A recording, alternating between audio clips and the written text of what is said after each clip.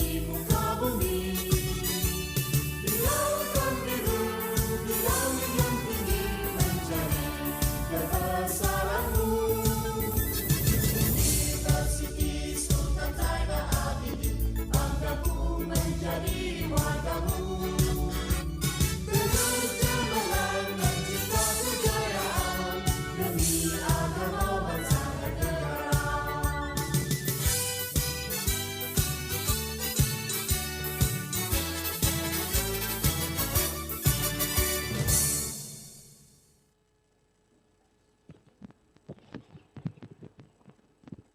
Honorable guests, respected fellow academics and beloved students, as we are about to begin, I sincerely hope everyone is giving their full attention to today's event. I have a few housekeeping notes to make before we begin today's program. Our meeting today is using WebEx event. On this platform, attendees are unable to speak directly to the speaker, but you are most welcome to drop in your comments or questions in the chat box. We will try our best to ensure that all questions will be entertained. Rabbi shrah li sadri wa yassir li amri wahlul 'uqdatan min lisani yafqahu qawli. Bismillahirrahmanirrahim. In the name of Allah, most gracious and most merciful. Assalamualaikum, selamat tengah hari, and a very good afternoon to each and every one of you. My name is Nur Shamsul Kamaria, a lecturer from the Department of Law, and together with me is Encik Abdul Majid Hafiz, the head of Department of International Relations. And it is our pleasure to be your MC for today. We would like to extend a very warm welcome to Yang Amat Arif, Dato' Dr. Haji Muhammad Naim Haji Mokhtar, Ketua Hakim Syari or Sharia Chief Judge of Malaysia, Adjunct Professor, Faculty of Law and International Relations. Yang Berusaha, Professor Dr. Zuhaira Arif Abdul Gadas, Dean, Faculty of Law and International Relations of FUHA, Dr. Sharifah Nurida Aisyah binti Said Nong Muhammad, Deputy Dean, Academic and Graduate, FUHA, Dr. Aminuddin Mustafa, Deputy Dean, Research and Development, FUHA, Dr. Suyatno, Deputy Dean, Student Affairs and Alumni, FUHA. Respected lecturers and administrative staff and all our beloved students of FUHA, we truly appreciate you taking time off your busy schedule to join us today for our annual General Assembly 2020. FUHA General Assembly has been an annual event since 2015, wherein the faculty celebrates and recognizes accomplishments and the hard work of our students and staff in their respective fields.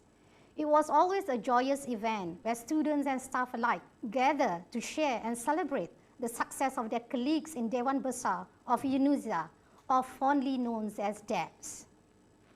This year, despite the pandemic that separated us physically, the faculty feels it is important to continue with our tradition of celebrating the success of our fellow friends and beloved students.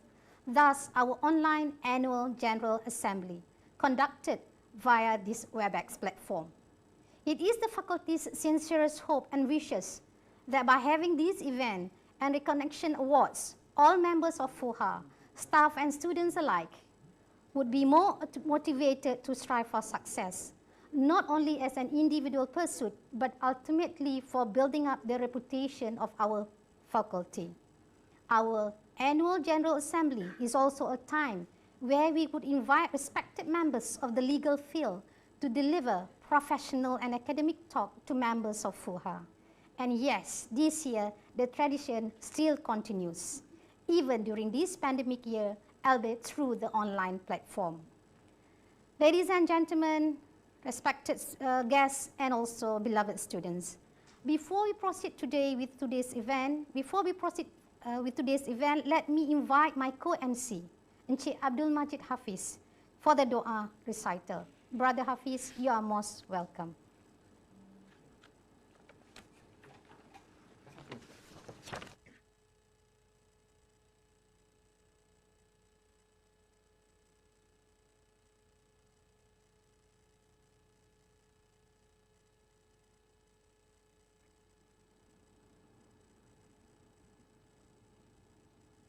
Al-Fatiha.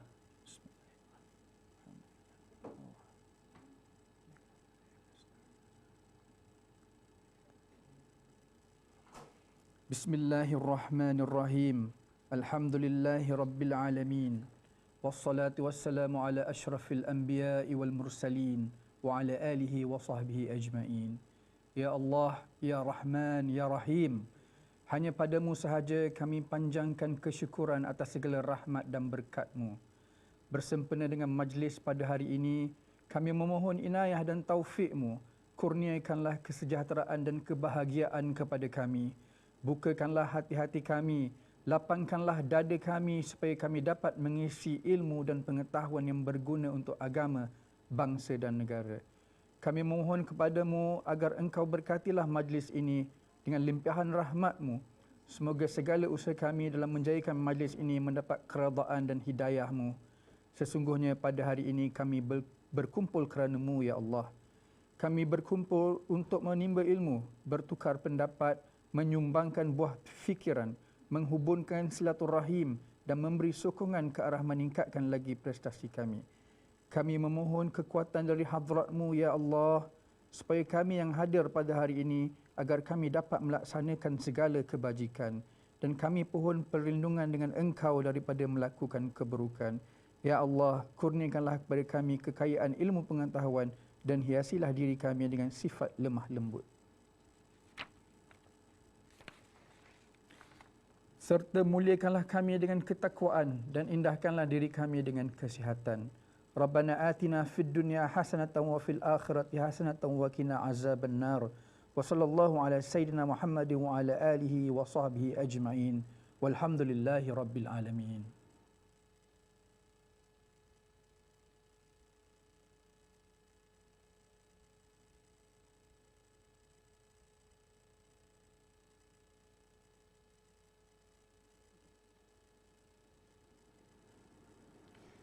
Honorable guests, fellow academics and beloved students.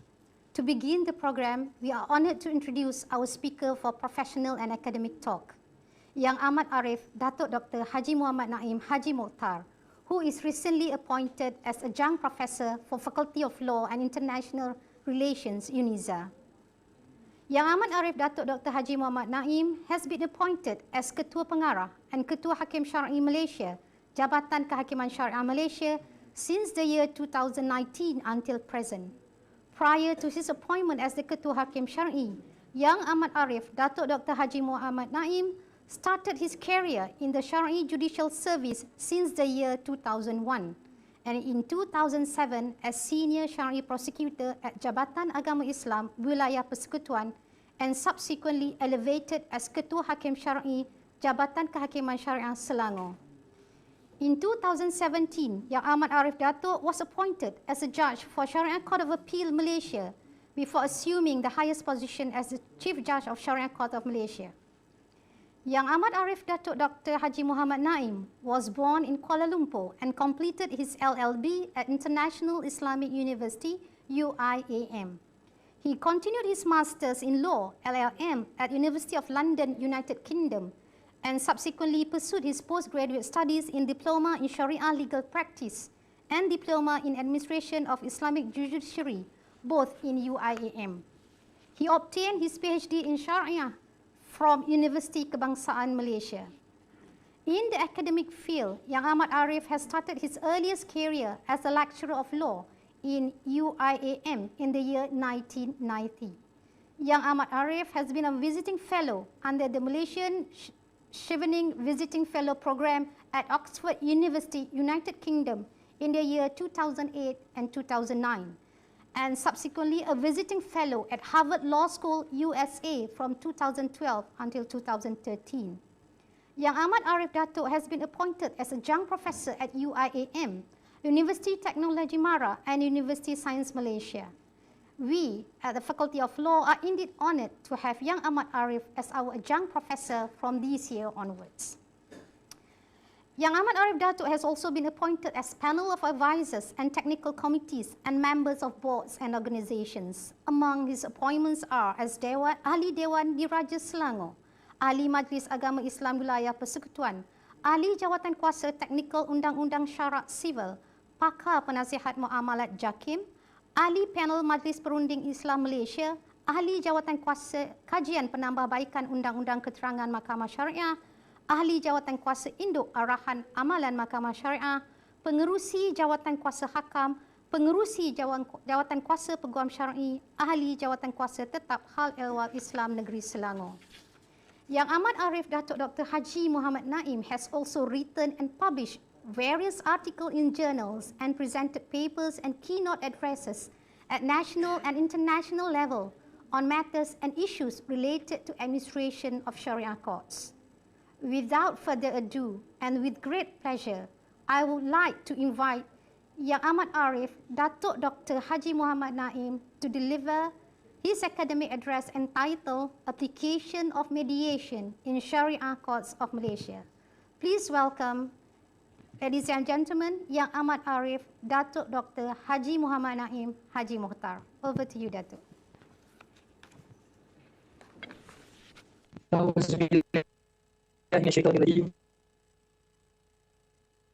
Bismillahirrahmanirrahim. Alhamdulillah wa bihi nasta'in. Wassalatu wassalamu ala Rasulihil Karim wa ala alihi wa sahbihi ajma'in. Amma ba'd. Assalamualaikum warahmatullahi wabarakatuh. And salam sejahtera. Thank you so much, Puan Syamsul and Pada Abdul Majid, and thank you so much Puan Syah for your kind introduction to myself.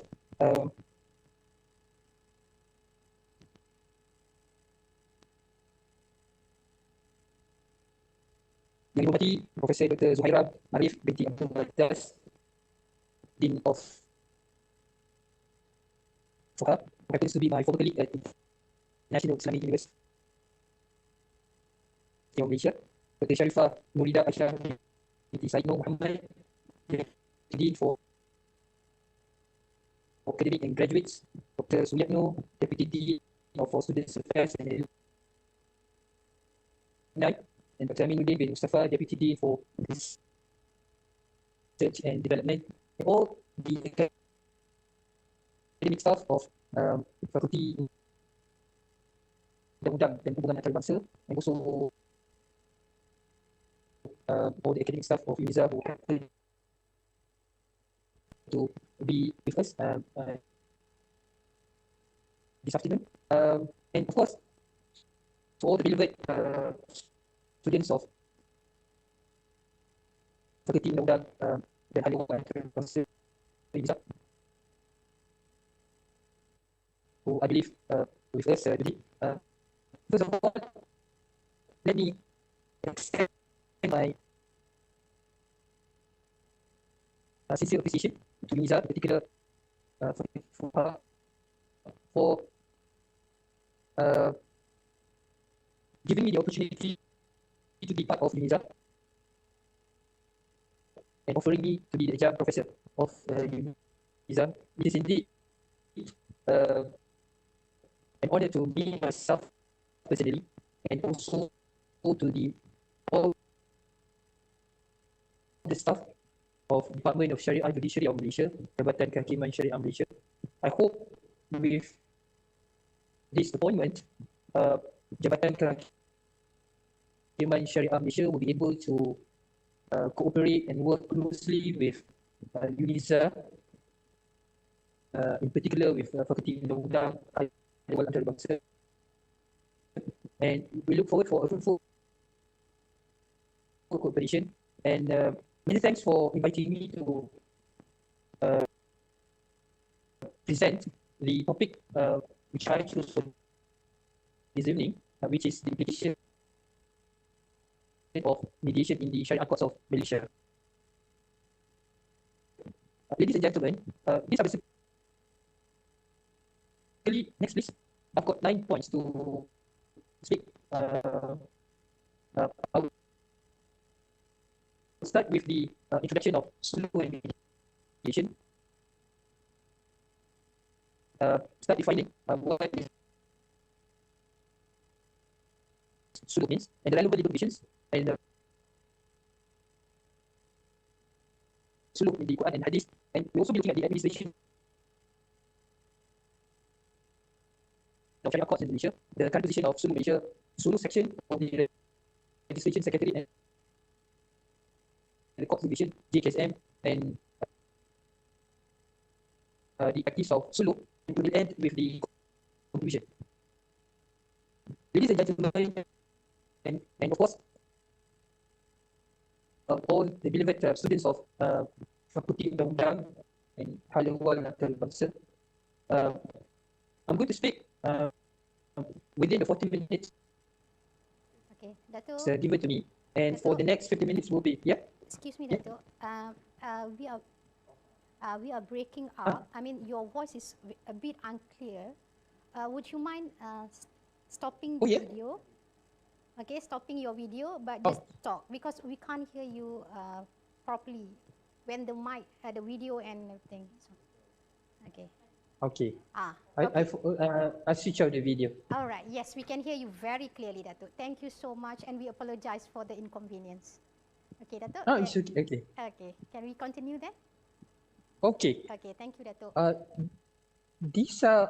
These are basically the 9 outlines that I will present in the talk for the next 40 minutes, and inshallah the remaining 50 minutes will be prepared for Q&A. And I believe that the students of Unisa, especially, they are very much motivated students and are prepared to generate their minds and intellects to pose questions. And I believe this is the only opportunity for especially the students to pose questions to the Chief Judge. You may not be able to have this chance and opportunity to ask me in court. So take this golden opportunity to ask me questions. And of course, relevant to the topics that I'm going to present this evening. And of course, if the time permits, then I may allow questions outside the topic given. Okay, these are basically the 9 points that I am going to cover in my talk. For the first to the 7 points, and in fact, I have already prepared notes of presentation, the slides which are quite in detail, and I have already told the organizer to distribute these notes to, especially to the students, and I hope that the notes prepared by me will be of beneficial to the audience, especially to the students. So I'm not going to tie myself with each and every slide because of the limited time that I have, the 40 minutes. So I will just wrap up what is important. You can refer to the notes in detail, which are going to be distributed to you, or which may have already been distributed to you, to all the audience. Okay, let me say first on the suluh and mediation. So we have the term sulh, which is in Arabic term, and we have the term mediation, which is the modern terminology. In Islam, the word suluh contains in many verses of the Holy Quran. Islam, Allah Subhanahu Wa Taala in Quran encourages the believers and the humans to settle any dispute amicably. So settlement of a dispute amicably is something which is divinely required and recommended to all human beings by the lawgiver, which is Allah Subhanahu Wa Taala and His Prophet. If you look at some of the verses of the Holy Quran, which I may read, the Holy Quran, Allah says, وَإِنْ إِمْرَأَةٌ خَافَتْ مِنْ بَعْلِهَا نُشُوزًا أَوْ إِعْرَاضًا فَلَا جُنَاحَ عَلَيْهِمَا أَنْ يُصْلِحَا بَيْنَهُمَا صُلْحًا وَالصُّلْحُ خَيْرٌ. An-Nisa verse 128. In this particular verse, ladies and gentlemen, you may see the word sulh at the end of the Quranic verse. When Allah says, وَالصُّلْحُ خَيْرٌ, which means peace and reconciliation is better. So peace and reconciliation is better than any other mechanisms of settling disputes. So this is what Islam teaches us. Apart from that, there is also a prophetic tradition narrated in the hadith by Tirmizi. When the Prophet says, "As-sulhu jaizun bainal muslimin illa sulhan harrama halalan aw ahalla haraman wal muslimuna ala syurutihim illa syartan harrama halalan aw ahalla haraman." You can find the beginning of the statement by the Prophet. The Prophet also used the word as-sulhu jaizun, which means reconciliation is something permissible and recommended among the Muslims. So now these are the two primary sources, the Quran and also the prophetic tradition, or known as hadith. These are the two primary sources of Islamic law or the Sharia. And based on the Quranic ayah and also based on the prophetic tradition, we can safely conclude that as-sulh or amicable settlement or reconciliation is something recommended, highly recommended to the disputant or the parties. So this is the principle. So when I mention the word sulh, it is not something created by me. It is not something which the terminology which is created by the Sharia court. It is divine, the word terminology used by Allah Subhanahu Wa Taala and also by the Prophet. So since these two, the word sulh is basically a principle which is outlined and recommended and taught by Allah Subhanahu Wa Taala and the Prophet, we, the believers and the Muslims, must by all means follow this particular principle. Okay, now you have another terminology which is mediation. Okay, so mediation is a modern terminology. If you look at the definition, which you can find in my notes, okay, mediation means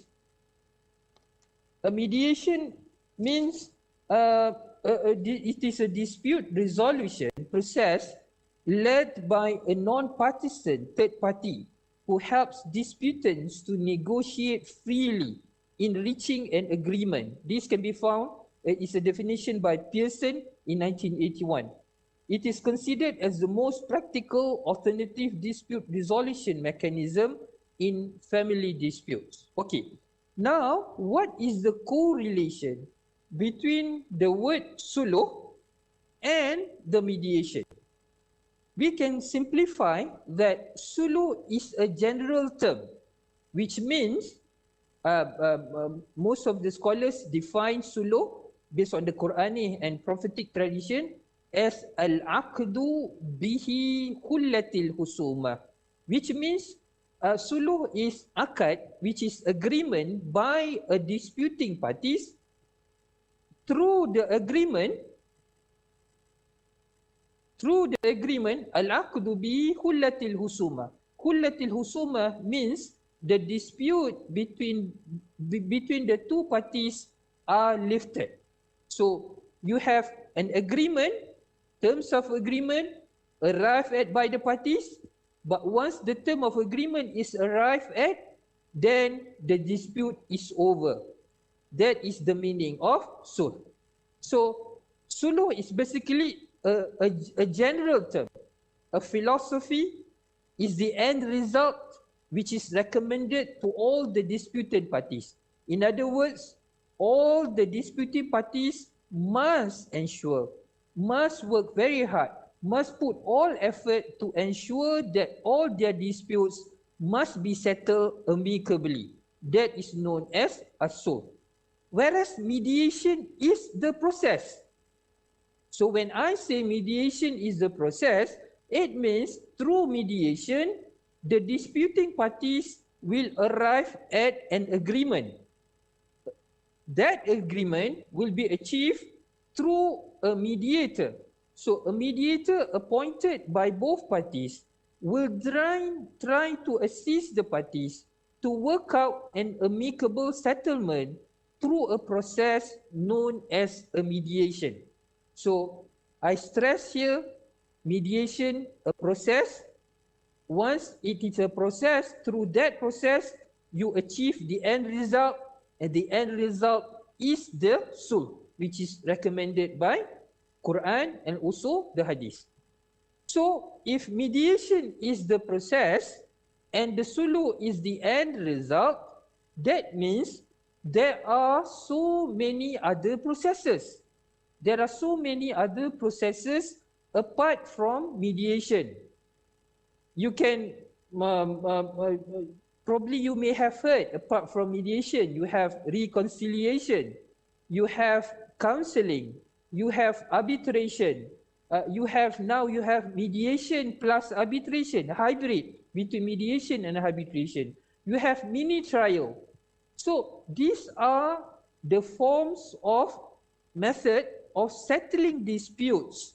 Is a form of methods of settling disputes as opposed to the traditional method of settling disputes known as litigation. Okay, so litigation is the conventional or traditional way of settling disputes.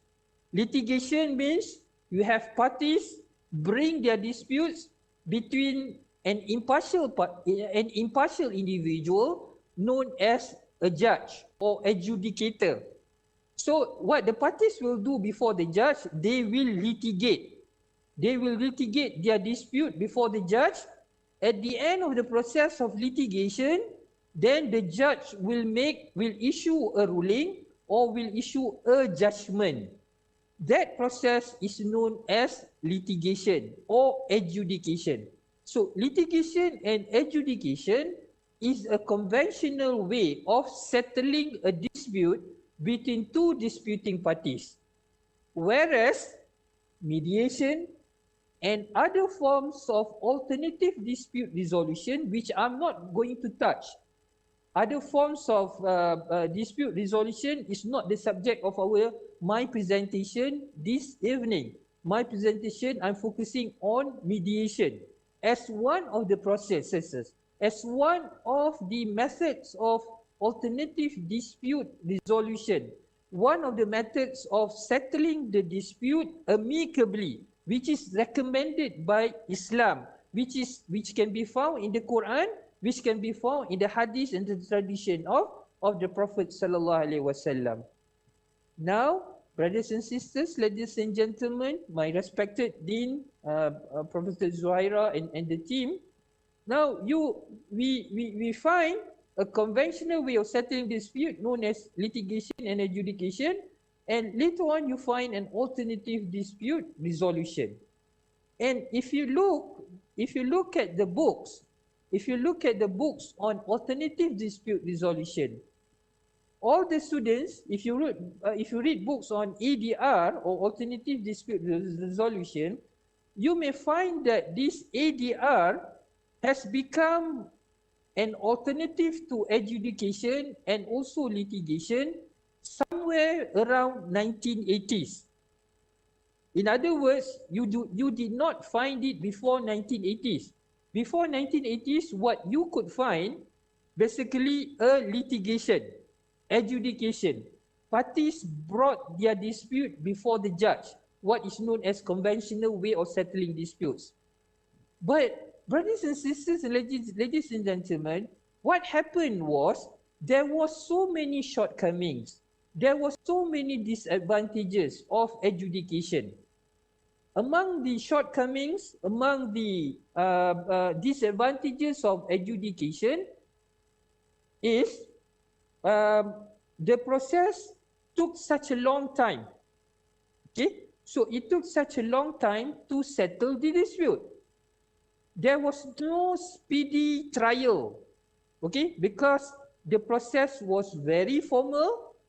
The process involved parties formally bringing their evidence in court. So this will take a long time for an adjudication and for a litigation to end a dispute. So it involved, it took a long time. So it involved time consumed. Secondly, because of the time consumed, it involved high cost. Because you see, it took a long time for an adjudication to be settled, to settle the dispute between the parties.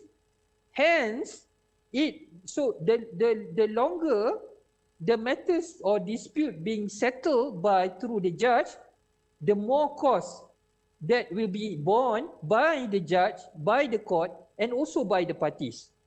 Okay, so the second disadvantage is the cost, high cost of settling the dispute.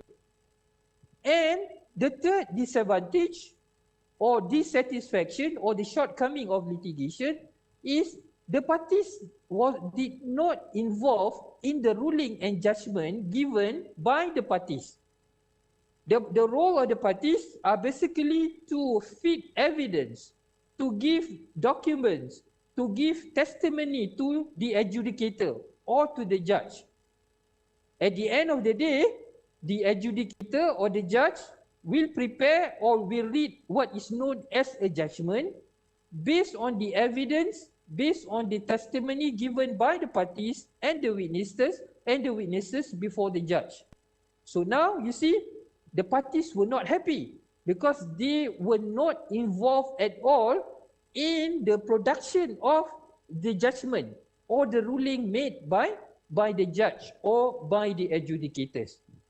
These are, at least, ladies and gentlemen, the three main reasons why most of the countries, especially the developed countries, somewhere beginning in 1980, they developed a new process or new ways of settling disputes known as alternative dispute resolution. The short form is ADR. Because of the shortcomings, they were not happy with the litigation. They were not happy because of the lengthy process. They were not happy because the high cost of the adjudication. They were not happy because they were not involved at all in the ruling passed by the adjudicator or the judge. So as a result of which, somewhere in 1980, the ADR started to be introduced.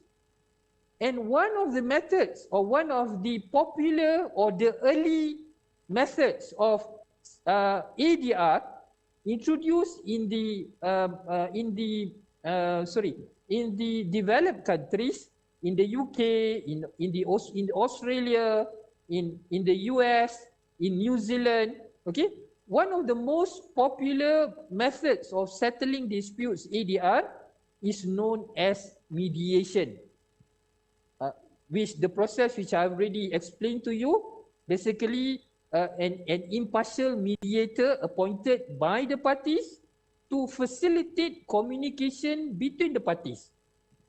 And at the end of the day, when the mediator has already mediated the parties and they come with certain terms of agreement, then the terms of agreement will become binding once they have already signed the terms of agreement. Now, you see, we have a mediator, okay, assisting the parties, and that process is known as mediation.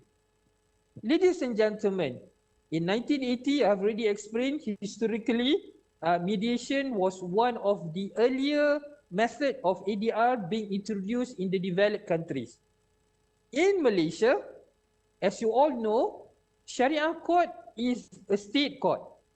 We understand under the federal constitution, the state list, the 9th schedule and the second list of the federal constitution clearly says that Sharia court is a state court. So in other words, it falls under the Sharia, it falls under the power administration of justice, falls under the state power. Okay. As far as the Sharia courts is concerned, prior to 2001, there was no mediation applicable in the Sharia court. mediation as an alternative dispute resolution was only introduced first in Selangor and also in Federal Territory of Kuala Lumpur in 2001. So, in other words, one of the forms of ADR that was introduced in the Sharia courts of Malaysia is known as mediation. However, in Sharia courts, we do not use the term mediation. We use the term suluh. Okay? We set up a special unit in the Sharia court known as suluh unit. Okay. So, prior to 2001, before 2001, what happened? All the cases that were filed in the Sharia courts of Malaysia, all the cases that were filed, as you all know, Sharia courts main jurisdiction is on family matters.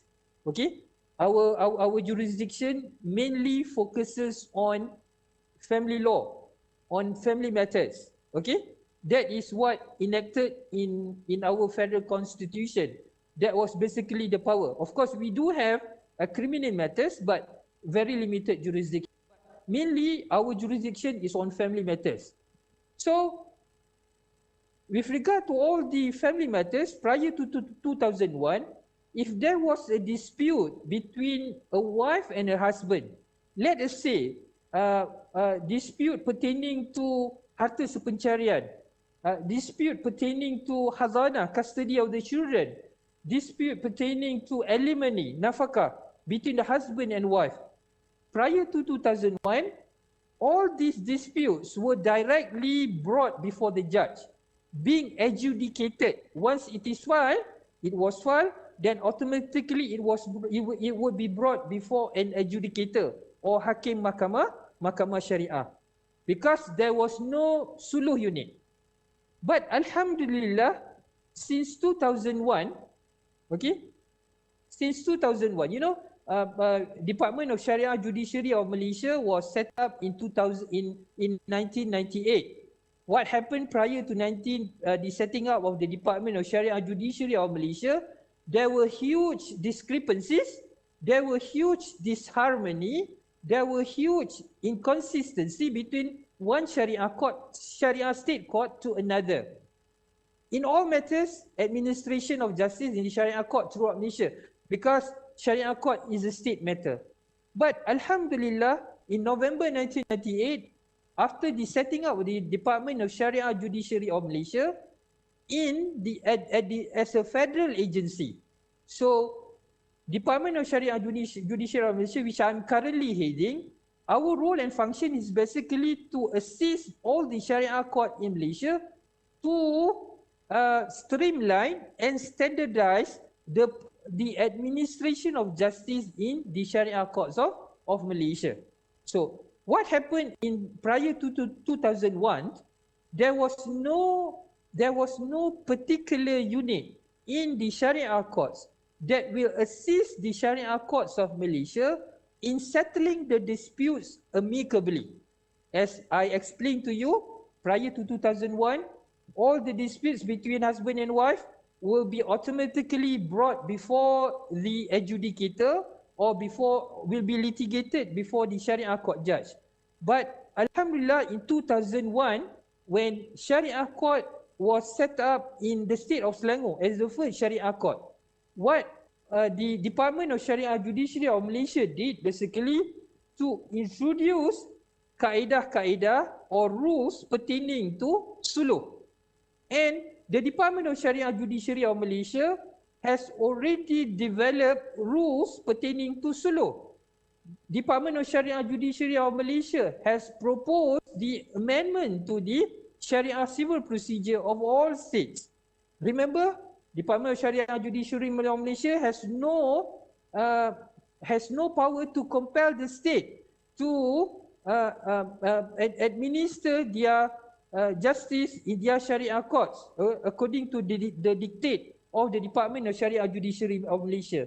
What we did basically at the federal level, we invited all the ketua-ketua hakim syar'i negeri-negeri in a platform known as Mesyuarat Ketua-Ketua Hakim Syar'i Negeri, and in that particular mesyuarat, the Department of Sharia and Judiciary of Malaysia will then propose certain rules. So what happened in 2001, basically, the Department of Sharia and Judiciary of Malaysia has already formulated rules pertaining to settling the disputes in all Sharia courts by a method known as mediation. So mediation was first introduced and adopted in the Sharia Court of Selangor first as the first state who adopted the rules, and they have started to appoint a suluh officers, and these suluh officers which are placed in the unit suluh in all the states of in all the state Sharia courts in Malaysia. Our suluh officers are basically the officers from the Department of Sharia Judiciary of Malaysia. Diorang ni adalah pegawai-pegawai daripada Jabatan Kehakiman Syariah Malaysia. So we send most of these officers to the state, and the state will welcome them, and the Department of Sharia Judiciary of Malaysia will train them. So we will train the suluh officers to conduct mediation based on the rules, based on the etiquette of a mediator. I emphasize again, ladies and gentlemen, the process which was introduced in the Sharia Courts of Malaysia, okay, in 2001 was an alternative dispute resolution known as ADR, which has many forms, but in Sharia, as far as the Sharia Court is concerned, we started to introduce mediation as the best method, because we believe as far as the family matters are concerned, the best mechanics of ADR is mediation. So the suluh officers appointed in the Sharia Court, they are also known as mediator. They are trained, okay, they are trained, and some of them have been professionally trained. Some of them even have international accreditation. They have undergone the 40 hours workshop conducted by a court group, which is the international body that issues a professional mediation certificate. So at least I think about 40 to 50 mediators in the Sharia court, they are professionally trained. So these are basically the efforts taken by the Department of Sharia Judiciary of Malaysia in 2001 by introducing and also by training, by organizing training for the suluh officers. Okay, so this is what the Sharia Court has done in 2001. And if you look at the slide now, these are basically the suluh section. You remember I explained just now, in the Sharia courts of Malaysia, there is suluh unit, and the suluh unit is headed by suluh officers, and the suluh officers is most of them are officers sent by the Department of Sharia Judiciary of Malaysia. On the other hand, at the federal level, at the HQ, under our Department of Sharia Judiciary of Malaysia, there is one particular section known as Suluh section, which is currently headed by Datin Mazuriati. So she is the head of Suluh section in the Department of Sharia Judiciary of Malaysia. The director is Tuan Abu Sufyan. So this particular section, Suluh unit, is plays a very important in providing training for suluh officers to enhance their skills as mediator. Okay, so the training given is focusing on the mediation skills and the role of a mediator. Okay, now we see this is the function of the Department of Sharia Judiciary of Malaysia. So we created a focus section to train our suluh officers that are sent or are placed in all the Sharia courts of Malaysia. Once they are professionally trained and we send them to all the Sharia courts of Malaysia, Now the current ruling and the current position is almost all the state or the Sharia courts in Malaysia have employed, have adapted, okay, from 2001 until now 2020, almost all, not almost all the Sharia courts in Malaysia have a focus or special unit known as suluh unit. So by having this suluh unit in the Sharia courts of Malaysia, what happened now is prior to 2001, remember I explained, all the cases registered in the Sharia court will then be brought to the Sharia court judge. But now, by having this, by changing or amending the laws, the enactments in the state, especially the enactments on the Sharia civil procedure, now all cases that are filed in the Sharia courts will not be automatically brought before the judge. Okay? Within 30 days of the filing, the cases that were filed in the Sharia court will then be brought before the suluh officers. And this is mandatory. You see, this is mandatory. So in other words, parties will be brought before the suluh officer or the mediator, and the mediator will then assist the parties. Okay, will assist the parties in accordance with the rules of mediation. Remember I say, all these mediators, they are professionally trained. We have already formulated a manual, working manual for them. We have already have kaedah suluh. So all these officers, they are basically guided by specific rules and procedures. We also provided an etiquette of suluh officers. So all these suluh officers, they are tied up. They are bound by their etiquettes. So you can find the etiquettes, you can find the specific kaedah, you can also find the specific ruling, legal provision on suluh. Hence, you can rest assured that all the parties that are that have been filing their cases in the Sharia courts, they will be entertained and they will be facilitated by our suluh officers in the Sharia court once they start filing. But Alhamdulillah, I proudly say here, since 2001 until now, the suluh unit in all the Sharia courts have played a tremendous role in reducing have played a tremendous role in ensuring the backlog of cases. Okay, this is one of the importance of suluh. The result of the suluh basically to achieve an amicable settlement between the parties. Parties were very happy because the settlement took a speedy process. It was not informal, unlike litigation, very informal, very long, very tedious, and very costly. But mediation by the suluh officers will take a shorter period.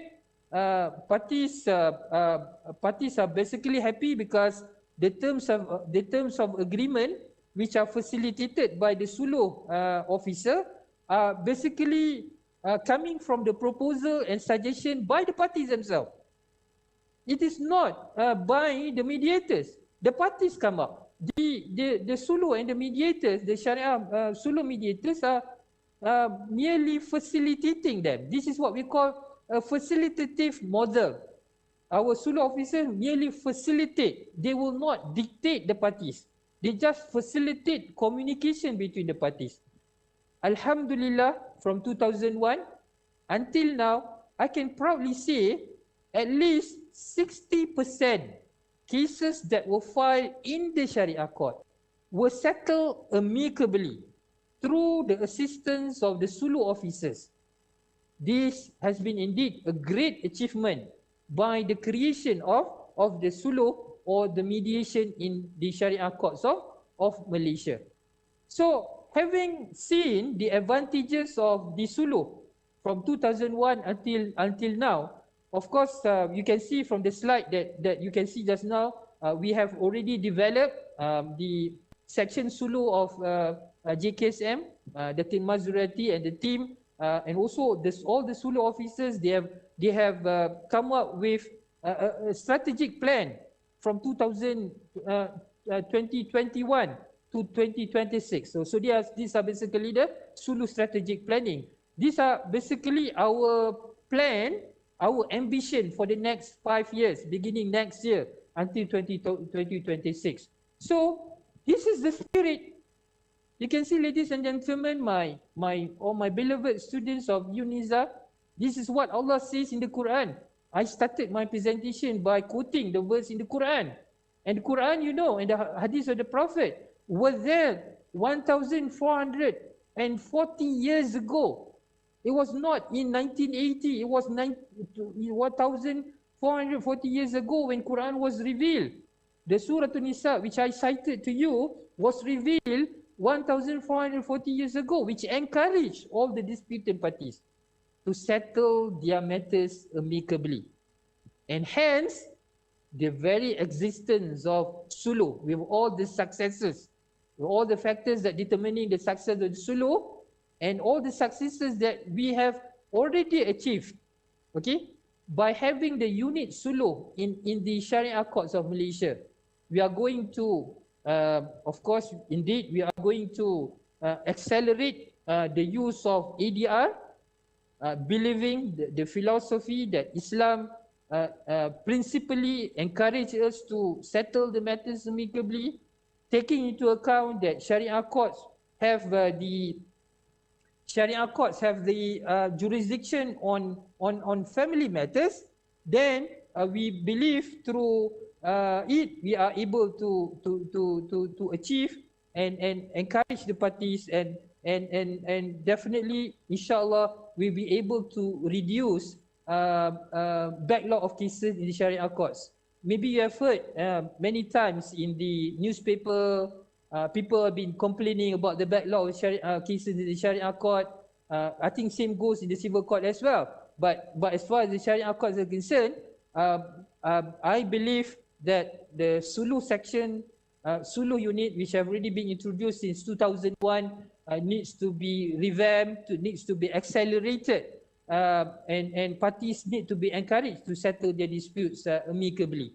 And we will so by having our strategic plan 2021 to 2026, we believe that the Sharia courts of Malaysia will be able to be promoted and will be respected by the community once all the Sulu officers play a very important role. So at the end of the day, only certain percentage, maybe 30% or maximum of 40% that cases that were filed in the Sharia court will be adjudicated by our judges. Only 40%. The real cases where parties are not able to be mediated, that only those cases that would be adjudicated. So in other words, you can see, in actual fact, if you look at the history, at least 60% cases that were filed by the parties could be easily resolved amicably if there is an intervening mechanism. And mediation, the Sulu, the unit Sulu created by the Sharia court, created by the Department of Sharia Judiciary of Malaysia, will actually play that role. Will not only playing that role, but we have to play that role because that is basically the injunction of Allah Subhanahu Wa Taala. That is the practice of the Prophet Sallallahu Alaihi Wasallam. When Allah says as-sulu khairun, we believe amicable settlement is the best method of settling the dispute. Parties should be encouraged to settle amicably, but the processes may differ. One day now, since 2021, we have been practicing mediation. Maybe in 2-3 years' time, we may discover that other forms of ADR is better process than mediation. So we learn from our experience. But as of now, we feel that mediation is still the best available ADR processes to ensure amicable settlement between the parties, and it has already been proven. But it is not wrong. It is not wrong for us to change the mechanics. If we find that other mechanics of settling disputes amicably is better one, which is better than mediation, which is currently being practiced by the Sharia Courts of Malaysia. Ladies and gentlemen, I've got another 3 minutes remaining before I stop my presentation. I would like to recommend you to look at the process. I've already prepared the slides. Okay, in detail you can see how the process of mediation. You see this process in Sharia Court. So I've already distributed the detailed papers or points here.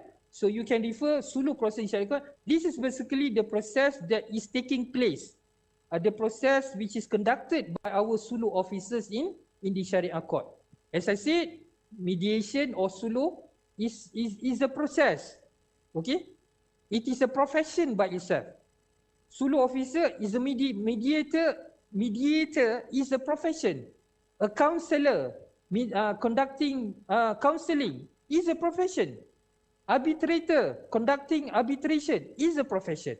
So now, what arbitration has its own processes. Counseling has its own processes. Counseling has its own. The counselor has his own etiquette. Counselor has his own A to Z processes. Okay, they have own manual working. Okay, so the same goes what we have now. The Sharia Court, the unit Suluh, currently they are practicing a mediation. Okay, and they are basically guided by the manual kerja Suluh, kaedah-kaedah Suluh dan juga etiquette seorang pegawai Suluh. So I recommend you to refer to this process. Then before I end, you can see the statistic of Suluh. The slide before I end. Okay, you can see this is the statistic of Suluh in Malaysia into 2020. Please refer, change the slide, please, before I end, to the statistic. One slide before conclusion. Okay, so this is the statistic. You can see this is the achievement in 2020 alone. Okay, in 2020 alone. Okay, these are at least what 3,244 cases from 8,569 that were filed in the Sharia Court. Okay, or in the Suluh unit were settled amicably. Okay, by the Suluh officers. This is a huge number. If there is no mediation in the Sharia Court, if there is no Suluh unit or Suluh officer, surely these numbers, 8,569, will be adjudicated by the Sharia Court judges. Mind you, you see, the adjudication and litigation takes a very long process, very formal process. So almost 8,600 cases that were filed in the Suluh, if they would not be settled by the Suluh officers, they would have been brought before the Sharia Court judges. So we may not be able, believe me, we may not be able to achieve or eliminate a backlog of cases without the assistance of ADR. So ADR, inshallah, will be a valuable contribution. The Suluh will be valuable contribution in helping the Sharia Courts of Malaysia to achieve its objective of administration of justice in Malaysia. The conclusion, Suluh or mediation is very practical. Okay, Suluh practice in Sharia Court in Malaysia is proven very practical, successful, and vital alternative in resolving disputes in Islamic legal system. Secondly, Suluh or mediation has managed to reduce backlog. It shows a remarkable change for the administration of the Sharia courts in Malaysia, especially in reducing the backlog of cases. improve, JKSM will from time to time improve the process. I've shown you the strategic plan of Sulu section 2021 to 2026. So we'll make sure that our plans as a strategic plan will be materialized. And of course, finally, our judges workload, ketua-ketua hakim-hakim syar'i, say the existence of Sulu officers help to reduce the workload of judges and to create the culture of tolerance in the society. Tuan-tuan dan puan yang saya kasih sekalian, my beloved students of FUHA, Fakulti Undang-Undang dan Hal Ehwal Antarabangsa, this is one of the themes of my presentation. There are other activities and programs, reforms that we made in Department of Sharia Judiciary of Malaysia with a view to strengthening and improving the administration of justice in the Sharia courts of Malaysia or throughout the Sharia courts of Malaysia. So Sulu is one of the reforms. If you look at the Sulu unit in the Sharia court, ours is different. If you look at the history, the application of mediation in the Sharia courts was introduced I think 10 years before the introduction of mediation in the civil court. We have already started in 2001. If I'm not mistaken, in the civil court, they only started it in pasca 2012 atau 2015 macam tu. So about 15 years after the introduction of mediation in the Sharia courts.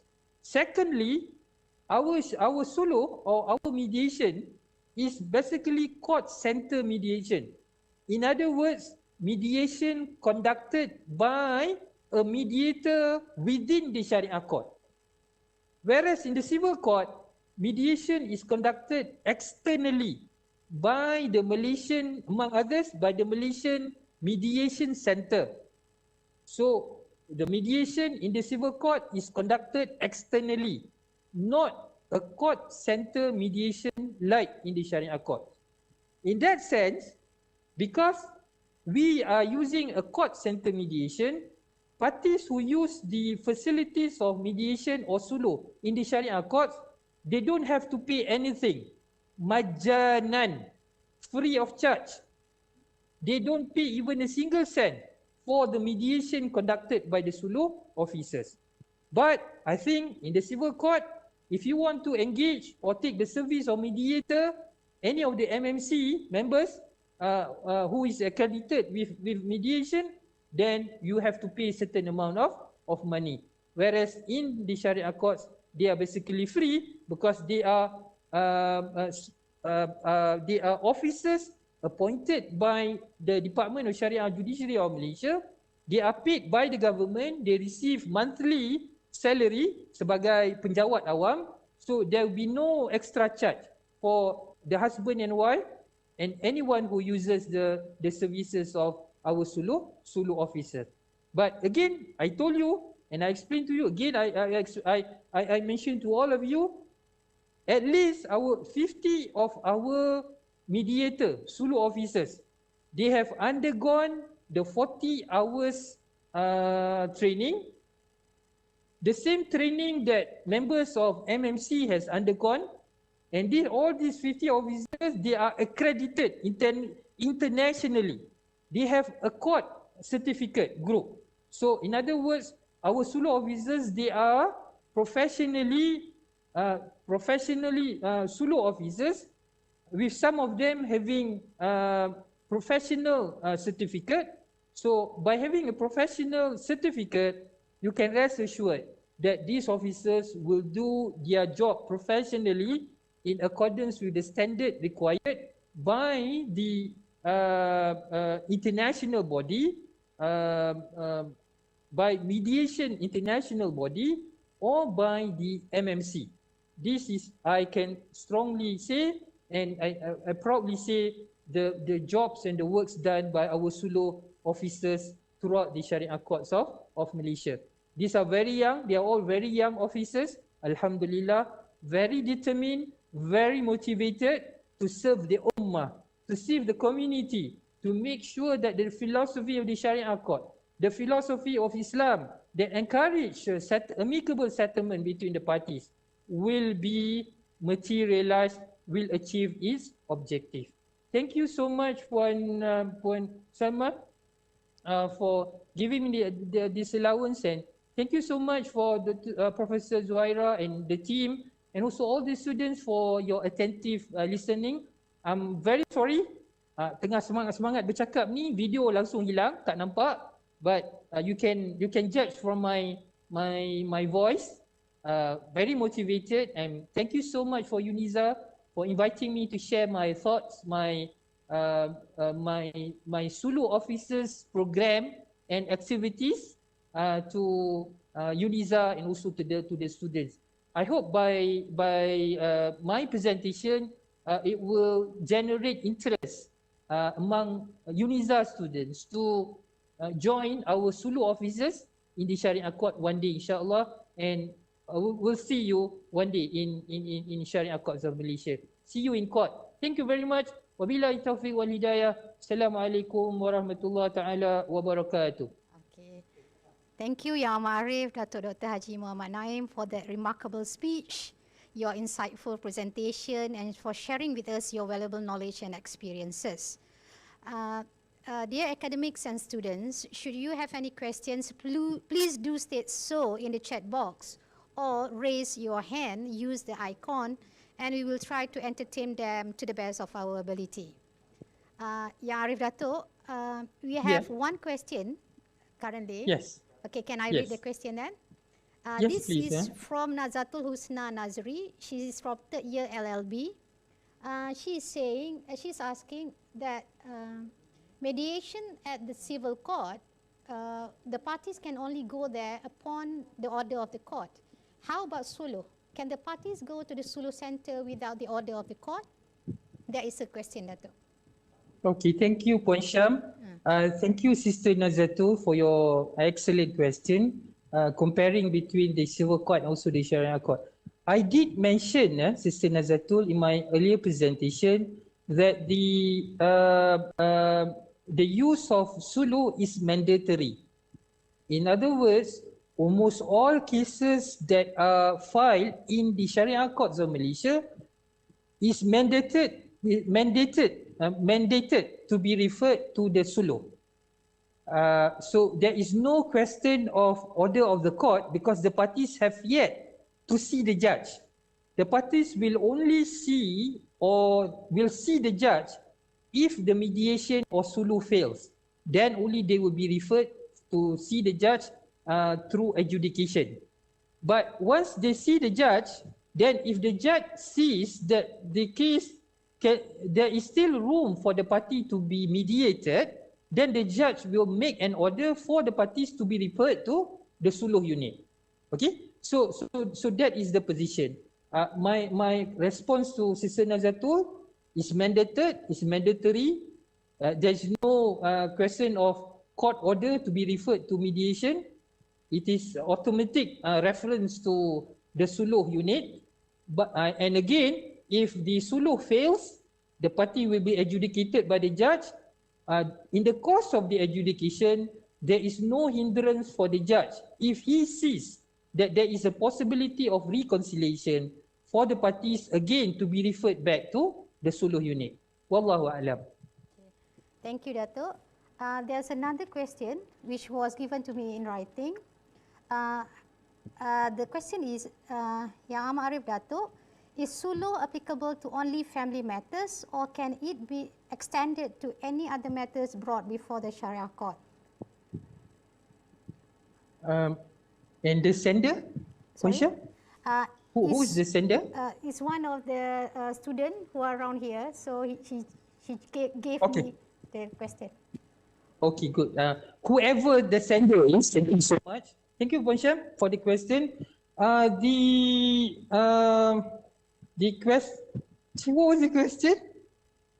Is Sulu applicable to family matters only? Okay. As of now, the Sulu is only applicable to the family matters. Okay, that is by law, by the ruling. the suluh is only confined to civil or family matters. The issue is, can it be extended to jinayah? That is the question. Because in Sharia court we have the limited jurisdiction on criminal matters. Okay. So now the question is, can suluh, which is currently applicable to civil or family matters, be extended to jinayah?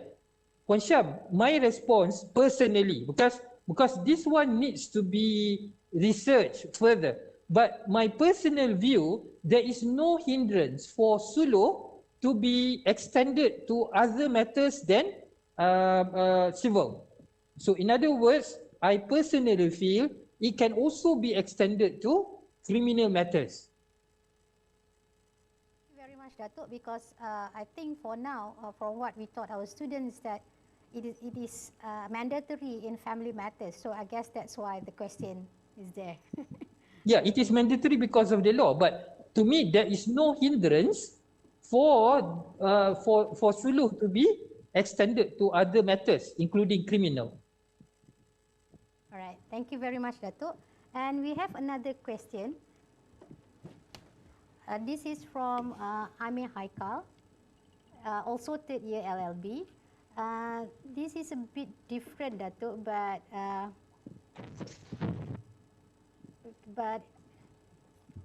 I think Datuk is the most appropriate person to answer it. So his question is that, should our Sharia court apply the doctrine of judicial precedent in maintaining the stability of legal ruling? So Amir Haikal is asking, should the Sharia court apply the doctrine of judicial precedent to maintain the legal ruling, the stability of legal ruling? Okay. Thank you, Brother Amir, for your, I think this is very important questions, Puan Syam. We have this, what is known as stare decisis, binding precedent, the ratio decidendi. It is religiously, we know, it is religiously and strictly followed by the civil court, especially under the common law system. English common law, we know, doctrine of binding precedent is religiously applicable up to this point in England as well as in our civil court. As far as the Sharia court is concerned, I think why Brother Amir raised this question, because he sees that the Sharia court may not strictly apply the concept or the philosophy of binding precedent. Binding precedent in Arabic is known as as-sawabiq al-qadha'iyah. Prof. Syam, if I mention the word as-sawabiq al-qadha'iyah, that means the terminology has also been a subject of discussion by our scholars. So in other words, by the Islamic scholars or the Islamic jurists. Okay. The majority view and understanding is as-sawabiq al-qadha'iyah or binding precedent has no application in Sharia courts. Why? The basis is there is one statement, there is one particular statement says al-ijtihadu la yunqadu bil ijtihadi. This is a statement. Al-ijtihadu la yunqadu bil ijtihadi. A ruling by a particular mujtahid, a ruling or judgment by a particular judge will not bind the other judge. That is what is the meaning of al-ijtihadu la yunqadu bil ijtihadi.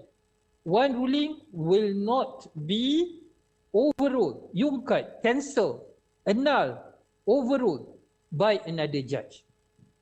If, Brother Amir, if you look at this particular statement, then the question comes, is this statement associated to a prophetic tradition? Is this statement hadith? That is the first question. Or is this statement is a statement issued by one of the companions of our Prophet, which it becomes athar, a statement, a popular statement by one of the Prophet Sallallahu Alaihi Wasallam, Ibn Mas'ud. Okay, so when I said that this statement, some may ascribe it to the Prophet Muhammad Sallallahu Alaihi Wasallam.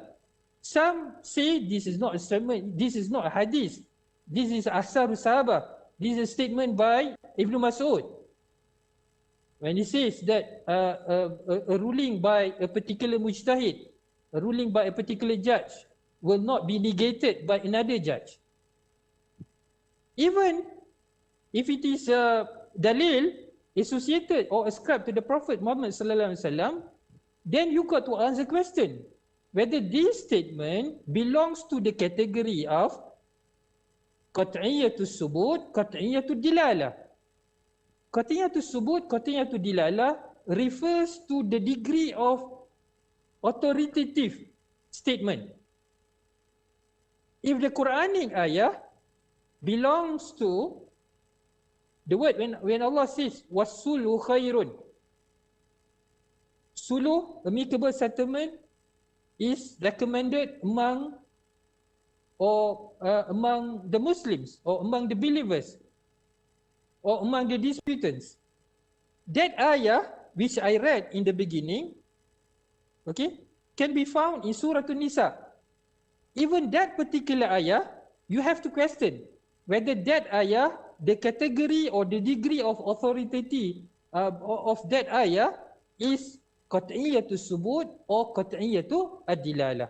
Qat'iyah means definitive. Definitive, Brother Amir, it means that you cannot question it. It's principle which is agreed upon by all the jurists. Okay? When, for example, when Allah says, وَإِذَا حَكَمْتُمْ بَيْنَ النَّاسِ أَنْ تَحْكُمُوا بِالْعَدْلِ, when you judge among the people, I'm invoking another Qurani ayah in Surah Ali Imran, verse 46, okay? وَإِذَا حَكَمْتُمْ بَيْنَ النَّاسِ أَنْ تَحْكُمُوا بِالْعَدْلِ. When you judge among people, then you have to judge injustice.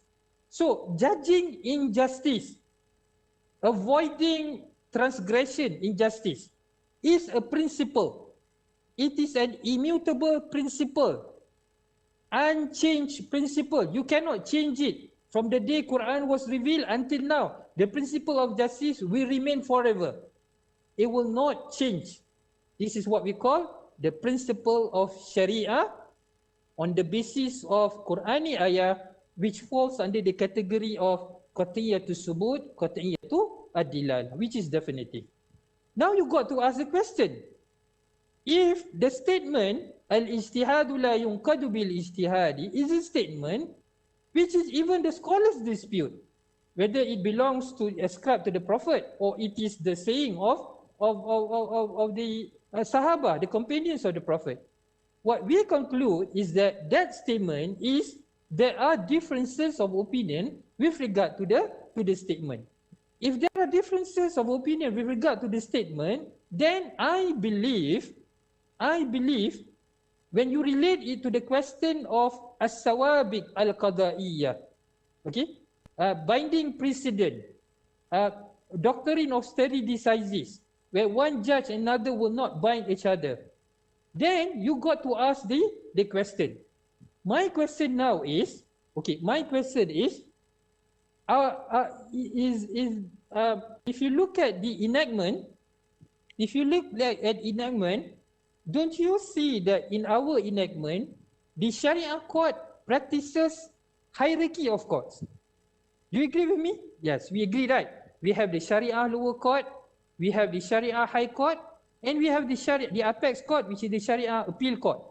Okay? Except in Perak, they have the 4th tier. Okay? Mahkamah atasan, the supreme Sharia court in Perak. So they have another layer, 4 layers. So when you have these 4 layers of court, to me personally, Brother Amir, if we do not practice the doctrine of stare decisis, because we look at that statement, al-ijtihadu la yunqadu bil-ijtihadi, then my personal view is that If you don't apply the doctrine of Sawabiq al-Qada'iyah, then there is no point of having the hierarchy of courts.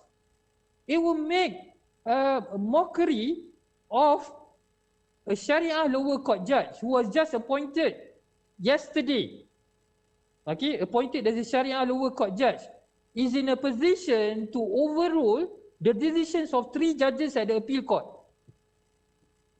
This is mind-boggling. So insane. You cannot accept it when the lower court can easily overrule on the basis of what? On the basis of al-ijtihadu la yunqadu bil-ijtihad. If the lower court judge says, based on this prophetic tradition, I'm not basically bound by the ruling of Dato' Naim as a chairman of the Sharia appeal court, then it becomes insane. Then there is no purpose of having a hierarchy of courts. If the lower court judges do not respect, what it means by binding precedent is to teach the lower court judge and the high court judge to respect, okay, and to follow the decisions of the higher courts. Okay, that is from the hierarchy point of view. From the viewpoint of the very existence of the Department of Sharia and Judiciary of Malaysia, I mentioned to you, Brother Amir and all the students, the Department of Sharia and Judiciary of Malaysia was formed in November 1998 with a view to standardize. Okay, standardize. One of the matters that we want to standardize is the ruling. What happened before the coming into effect of the Department of Sharia and Judiciary of Malaysia? All the Sharia appeal court in every state, they have different rulings. Okay, Sharia appeal court Selangor have different rulings, though the facts and the matters are the same, but the ruling is different. Selangor is different from Perak, Perak different from Terengganu, Terengganu different from Johor, Johor different from Malacca, and etc. So 14 states have 14 different rulings. Okay, now the JKSM was set up. What is the purpose of setting up the JKSM? The main purpose is to standardize.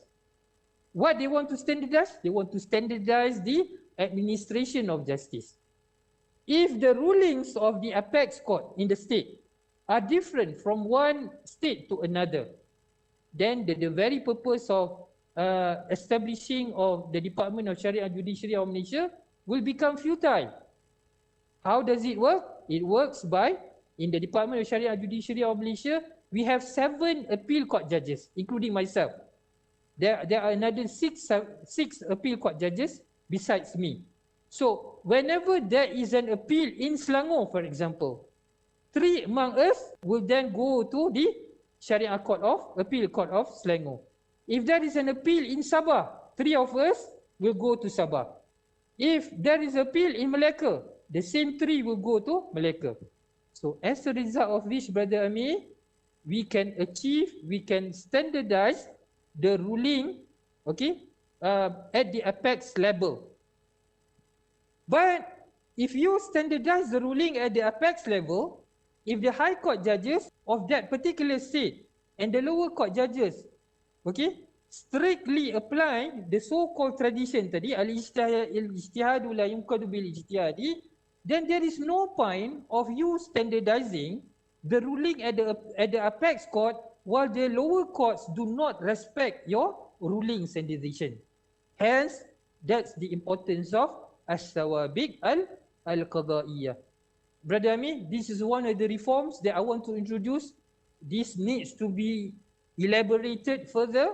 Okay, some of us may strictly hold to the religiously that al-ijtihadu la yunqadu bil-ijtihad is a hadith which is authentic, which is definitive, cannot be changed. Okay, hence, because if cannot be changed, if it is definitive, then sterilization or binding precedent will have no future in the Sharia court.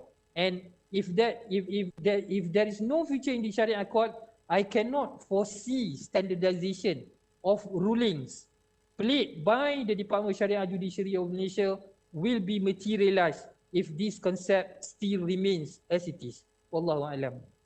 Okay, thank you, Dato', for that. Well, that was a lengthy explanation, but I hope Amir and the others would be able to discuss more during their evidence and procedure in Sharia court subject. I have two more questions. Okay, that would be our question for today. The first question is from one Naima. She asked whether lawyers can be present during the mediation or suluh process. Say. Okay. Okay. Thank you, Sister Wan Naima. As of today, as of today, the view taken by the policy, the policy maker is not to encourage or not to allow any peguam syar'i to be present in mediation. Sister Wan Naima, the reason being is so that the settlement or the terms of agreement achieved by the parties truly come from them without any interference by the third parties, including the Sharia lawyers. So that is the justification for not allowing the peguam syar'i to attend the mediation session. So during the mediation or majlis suluh, only three parties will be there in the majlis or in the session: the plaintiff and the defendant, wife and the husband, or ex-wife and the ex-husband, and the suluh officer who will mediate both of the parties. Okay, so these are only the three parties that will be present during the suluh session. Wallahu a'lam. Thank you, Dato'. The final question is from Nur Alwani Tajidin. She is asking, in ADR process, there is a combination of process such as mediation and arbitration. How about suluh proceeding? Is there any combination of process? Okay. Thank you, Sister Noor, for your question. If you look at our strategic plan 2021 to 2026, we will also be looking at other processes or other ADR. If you look at in Japan, if you look at in China, for example, Republic of China, hybrid between mediation and arbitration is currently very popular in family matters. So, inshallah, as one of the strategic planning 2021-2026, I want section suluh in our Department of Sharia and Judiciary of Malaysia and the team to look into the possibility of hybrid between the mediation and also arbitration. If inshallah, if things go well, we may also be looking at one day the hybrid of mediation and arbitration will also be introduced in the Sharia Courts of Malaysia through the Department of Sharia and Judiciary of Malaysia. Okay, Puan Syam, thank you so much, and Noor, Sister Noor, for the question. Okay, thank you, Dato', for your well, I would say a very comprehensive explanation to all the questions. Again, on behalf of the faculty, I would like to thank Yang Ahmad Arif Dato' for accepting our invitation and joining us today in our Annual General Assembly 2020. We hope Thank you so much. Yeah, we hope Thank you so much, Puan Syam. Yes, we hope that we will be able to hear more from Yang Ahmad Arif Dato' in our future meetings and events, insyaAllah. InsyaAllah. Okay, Jazakallahu khair, Yang Ahmad Arif Dato'. Y.A.A. Okay. Honorable guests, respected fellow academics and beloved students, we have listened to the academic talk earlier by Yang Ahmad Arif Dato', Dr. Haji Naim. We sincerely hope that everyone have learned something new today and that such knowledge will benefit you either personally or as a part of your learning process. Thank you for all the questions which you have put forward, and I hope the answers that Dato' has given has satisfied your curiosity for the knowledge. Now, to further start the ball rolling for our annual General Assembly, may we now have the honor to invite Yang Berusaha, Professor Dr. Zuhairah Arif Abdul Gadas, Dean of FUHA, to deliver her welcoming address. You are most welcome, Professor Dr. Zuhairah Arif.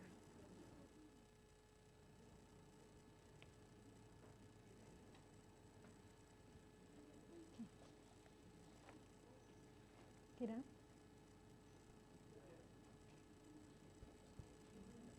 Sekejap. Ke kat tinggi. Ke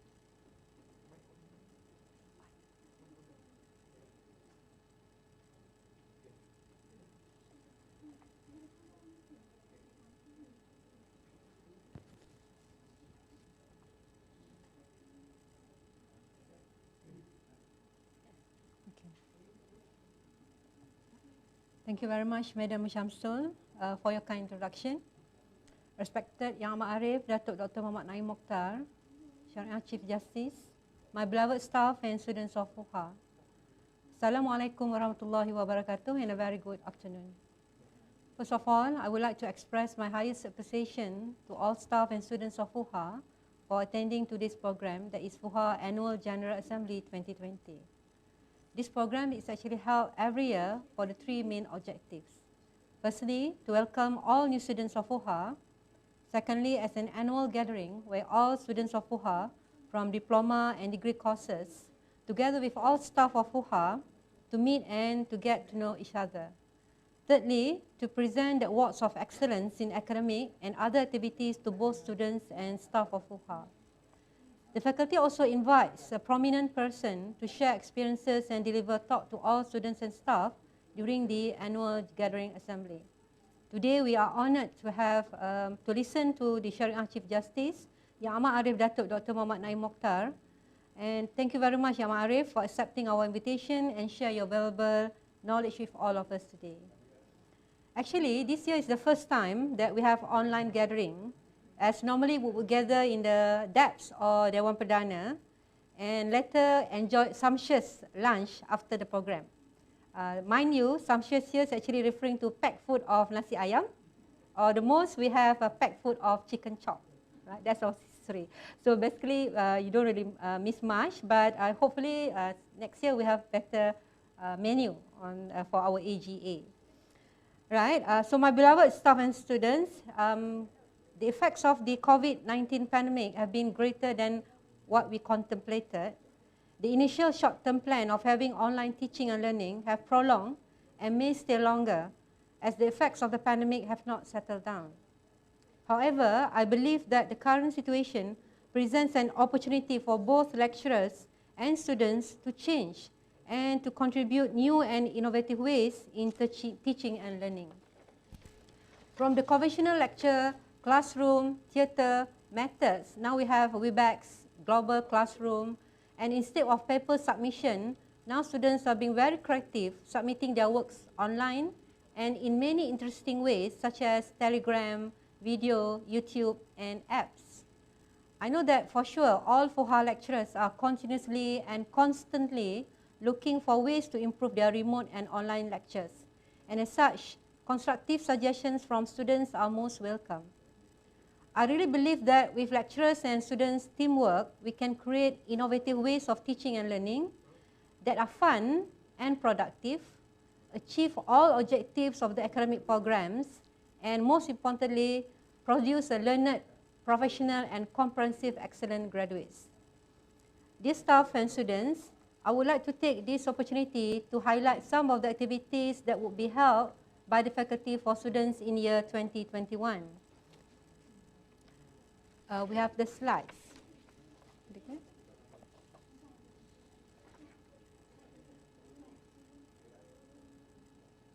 All right, yes, that's the slide. Now, as regard to academic activities, right, in lieu of the Malaysia Blueprint, Malaysia Education Blueprint 2015 to 2035, and the 10 trusts, FUHA, Unisa, especially, and FUHA will be implementing SULAM. Right, the first one is University for Society. That is a community-based learning or service learning. And the two courses has been chosen to implement SULAM next year. That is criminal law for law courses, for law program, and international institutions and organization for IR, for international relation program. And as regard to the strengthening high impact educational practice or HIPS, right, for the HIPS element, for intensive academic writing, the project paper for law has been chosen. For learning community ethics for law courses, internship for practicum 1 and 2 for law and industrial attachment for IR, e-portfolio for law contract, which is applicable for law students. Diversity and global learning will be implemented in international political economy, IR program, and undergraduate research will be implemented in research methodology for both law and IR students. As regard to strengthening alternative assessment based on future-ready curriculum, right? First, for the performance-based assessment, the courses which have been chosen are research methodology for IR, negotiation and mediation for IR, modes for law, trial advocacy for law, and opinion writing for law. As regard to integrated assessment, practicum 1 and 2 for law, and industrial attachment for IR. Contemporary assessment will be applied in law of contract 1, law of torts 1, civil procedure 1 and 2, and criminal procedure 1 and 2. We also continue to have the activities for continuance of learning support system and shall organize on annual achievement awards such as AGA to recognize excellent performance in various categories such as academic, community involvement, sports and entrepreneurship. And with regard to student activities, as usual, I'm highlighting the must that we must have, right? The activities that must have. For the law student activities, we're going to have the mock trial, law fest, family day, academic talk with practitioners, law games, international competition, and talk on EDR by the ASEAN International Arbitration Center. And mood club activities, we have IHL mood club, mood with this mood, JASAP National Round, Tun Sufyan moods, Bar Council, Bahasa Malaysia mood, IHL moods, KL Bar Committee moods, NAMCO moods. We have lots of moods activities next year. And for IR, we have IREF 2021, IR Benchmarking 2021, How to Tackle Law, Global Public Lecture, Global Book Review, Global PhD Discussion, Global Sit in Class, and this is very interesting, I believe, academic visit to China, Indonesia, and Taiwan. I believe some of the law students will also be participating in this particular program. So basically those are the list of activities which are listed just to stir some excitement in all of you. Right, I think that most of us are tired in front of the laptop, and as such I believe that it's better for me to end my welcoming remarks now. And once again I would like to thank everybody for participating into this program. My special appreciation to Yang Amat Arif Datuk Dr. Muhammad Naim for joining us today, and my highest appreciation to the Secretariat of AGA 2020 who had done excellent work for the smooth running of today's program. Before we move to the announcement of awards, I would like to stir some excitement in all of you. Though it's still not official, just let me share with you, inshallah we'll be moving to a new building next year. Most probably will be in March 2021. We're going to have, among others, a few lecture rooms in the new building, new moot courts. Take note of the plural I use, so it means that we're going to have more than one moot court, inshallah. We're going to have new legal clinics for the final year students. We have activities room for the students. We're going to have new computer labs for all students, and hopefully many more new things. Right? So let us pray together that the construction will go as progress as scheduled, so that the new faculty become a reality rather than a fantasy. Right? I hope the lectures information shall stir and boosted your dopamine. You know what is dopamine? Your feel-good hormone, and motivate you towards more towards excellence. Right, till we meet again soon. Take care and stay safe. Assalamualaikum warahmatullahi wabarakatuh. And again, a very good afternoon. Thank you.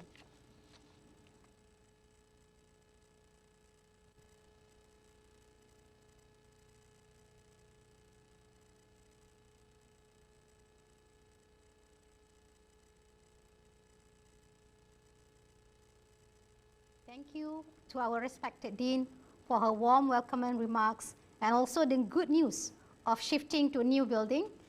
We have been waiting for that for almost 2 years, and I hope this time will become a reality. All right.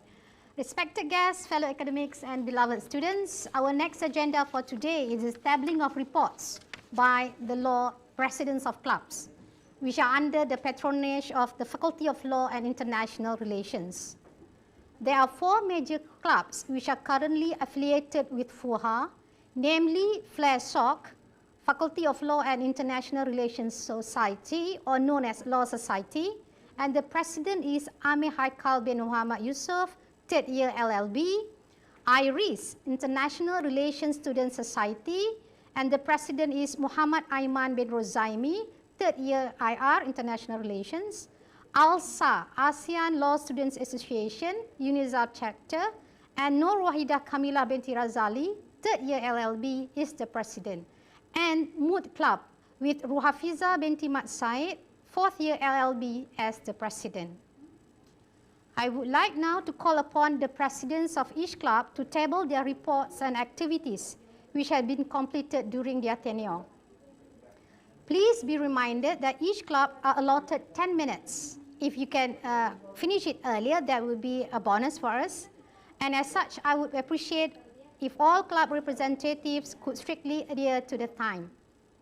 First, I would like to call upon FLAIR-SOC President Amir Haikal bin Muhammad Yusuf, 3rd year LLB, to present his report.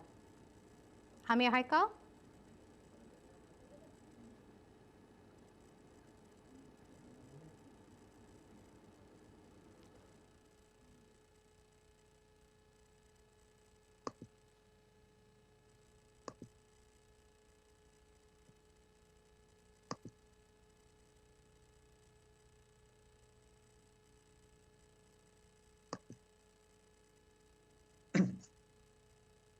Testing. Please proceed with your presentation.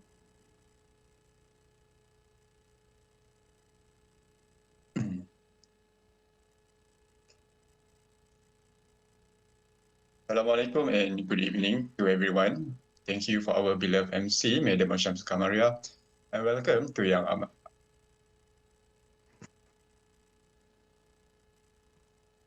Thank you for our beloved MC, Madam Kamaria, and welcome to Yang Ma'arif Dato Dr. Naim MOKHTAR, our Sharia Chief Justice, our respected Dean, Professor Zuhairah Abdul Qadas, our Deputy Deans, our lecturers, and my fellow friends.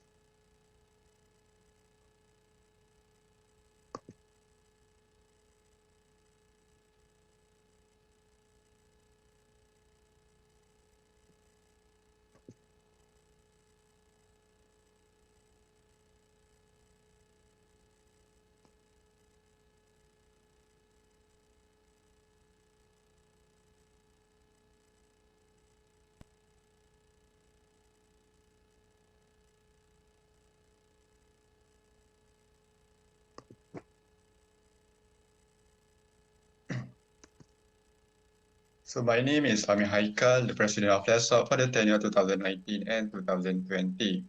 So today I would like to take 8 minutes to introduce our cabinets and presenting our report card, which consists of our contribution and achievement during our tenure.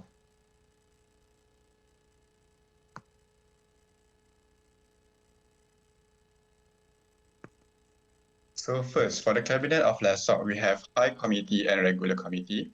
For the High Committee, we have 6 committee. The President is me, myself, Amir Haikal. Vice President 1, Nurul Nazira. Vice President 2, Muhammad Daniel Iman. Treasurer, Syamil Haziq. Secretary 1, Fazliatul Ardiana. And Secretary 2, Muhammad Fariza Kwan.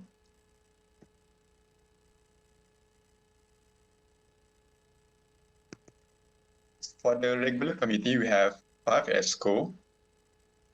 The first one is EXCO Academic, Siti Nur Najiha and Siti Nur Anisha. EXCO Publicity, Nur Diana and Putri Zadalila. EXCO of Welfare, Nur Amalia Syahada and Anis Liana. For the EXCO Protocol, we have Nur Syahwati Aidil and Nur Nisa Batrisha. And lastly, for EXCO Sport, we have Muhammad Hakimi and Nur Khalida Afifa. For the Cabinet of FLAIR-SOC, we have 15 students from the 3rd year student and 1 student from 2nd year diploma. Next, we will move to the achievement and contribution of FLAIR-SOC in the tenure 2019 and 2020. Yes, we have many collaboration with outside. For example, we have collaboration with Malaysian Bar in two programs.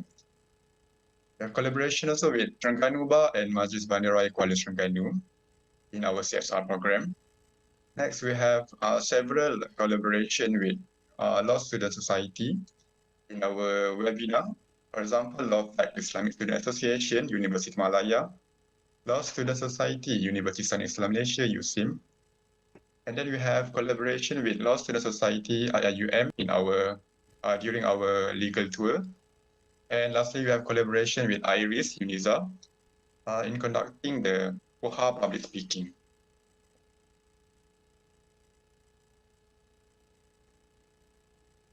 Next, for this tenure, we have established secretariat in helping exposing the student in the administration of the SOC and the management of our event. For our secretariat, we have 4 members from the second year LLB student and 5 members from the second year diploma student. We have Pavitra, we have Atika, Kirti, and Adriana for the second year LLB, and Iman, Nadra, Tengku, Syahira, and Raja for the second year diploma.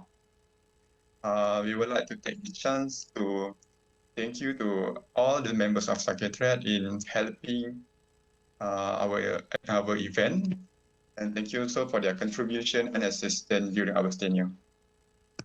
Next, despite the pandemic of COVID-19, we managed to conduct 18 events during our tenure. This consists of our CSR program, our legal webinar, and our some traditional program. First, we have annual general meeting and Majlis Bacaan Yasin in December 2019. Next, we have hybrid legal camp in Brunei and talk by President of Bar Council at the end of January 2020. Next, we have UUM, Model United Nations International Legal Conference in Putrajaya. And then we have our first MOHD workshop, which was participated by almost 100 students from various faculty, and even some students from the campus, from other campuses also join our program. Next, we have our traditional program, Family Day, and our first CSR program, Environmental Law, Talk and Go Green, Save the Earth, which we have collaboration with Malaysian Bar, Terengganu Bar, and Majlis Bandaraya Kuala Terengganu. Next, we have our first academic talk, which is our constitutional talk, The Freedom Aspiration, which was presented by Professor Syamrahayu and Yusfa Rizal Yusof. And then on March 2020, we have our first legal tour, where we visit the Palace of Justice, AGC, SPRM, IIUM, and the law firm Thomas Philip. So during the CMO period, we have conducted several legal webinars, which has been participated by almost 300 participants from various universities, and also some of the public join our program. So first we have legal webinar, an introduction to basic of conveyancing. Next, we have legal webinar 2.0, denda pornografi di majalah yang keluar. Next, we have legal webinar court etiquette, which was presented by our alumni, Muhammad Asif bin Zahari. And then next, we have legal webinar 4.0, jenayah gangguan seksual, bagaimana melindungi diri dan bangsa, which has the highest number of participants, almost 300 participants from various universities. Next, we have our first criminal legal webinar, The Art of Cross-Examination, which was presented by Dr. Hazrina and Dato Ahmad Rosli. And our last webinar, Islamic Banking and Finance, Introduction and Opportunity in Legal Field, which we collaborate with Lisa UN. Next, we have Welcoming Week with the first year student degree and diploma. And our last program, which is collaboration with Iris Riza for her public speaking.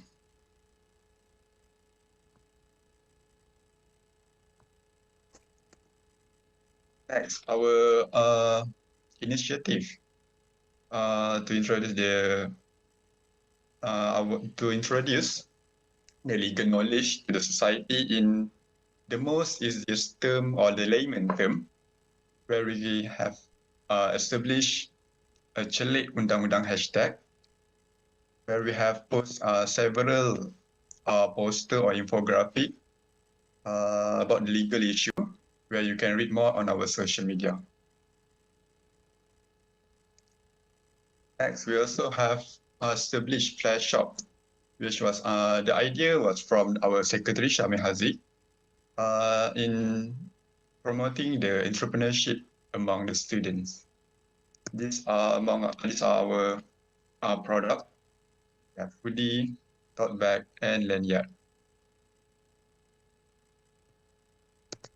Next, our initiative all document online, which the idea was from the secretary, Fazil Dato Ariana and Farid Zakwan, where we have all the documents, the letters, the minutes of meeting, paperwork, and report, where we upload in the Google Drive to have the next tenure.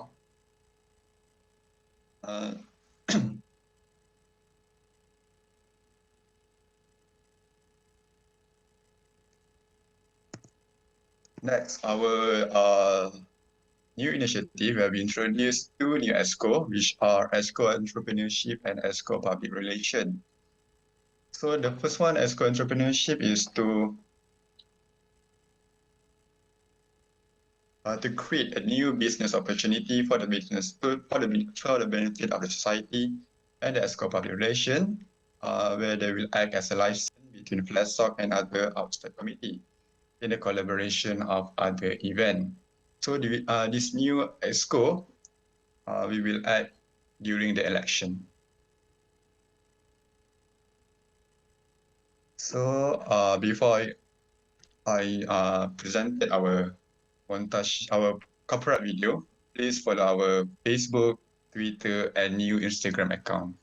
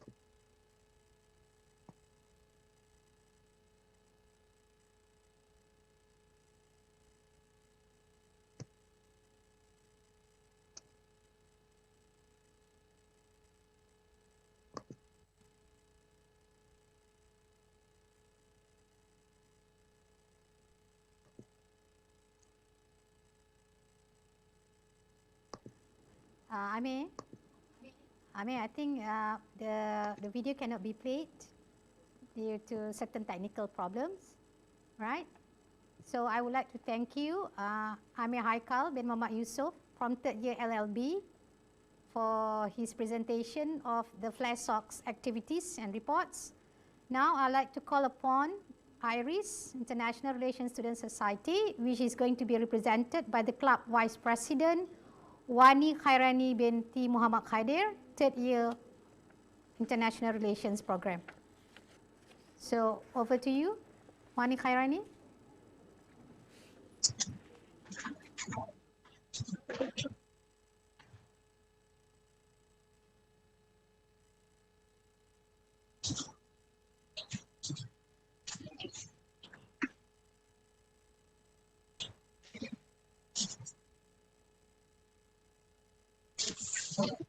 Bismillahirrahmanirrahim. Assalamualaikum warahmatullahi wabarakatuh. I'm Wani Khairani, and it's an honor for me to represent IRIS for this annual grant meeting. Thank you for inviting me, Madam Sham, and thank you for Excellency and also for Dr. Haji Muhammad Naim for joining us today. And we are so grateful for this time and your effort. And I will be representing for IRIS today.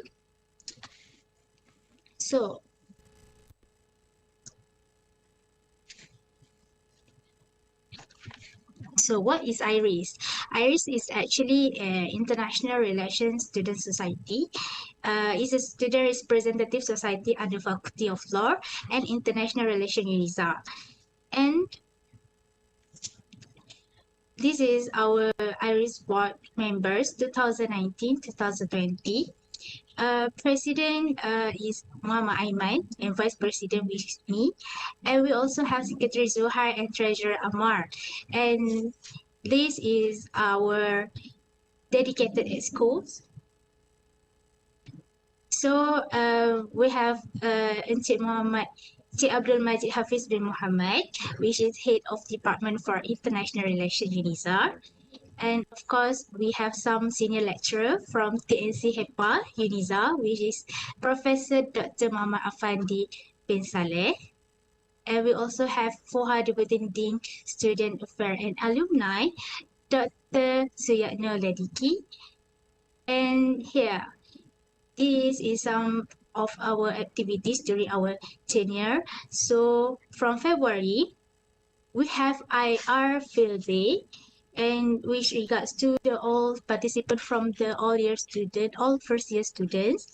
And we have writing competition, which in writing competition, we have a contribution from all students from FUHA. And of course, we expose them to international journal format. And we have a bedah buku at the end of the February. And in March to April, we have pandemic. So, but we still have some program like IRAC website. So IRAC website is come from our presidents that IRAC is stand for International Relation Education, which we provide the articles, we publish all the students' article based on that website. So, and at Holy Ramadan, we have Khatam Al-Quran. This contribution is not only from UNITA, but of course, from other university also. Alhamdulillah. And on May, we have Teachers' Day. And this Teachers' Day, we have some contribution from our Sir Abdul Majid.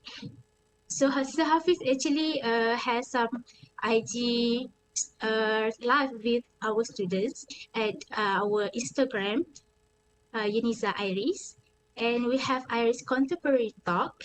And these speakers from students that we regularly discuss about the contemporary issues within these seasons. So we have published ebooks.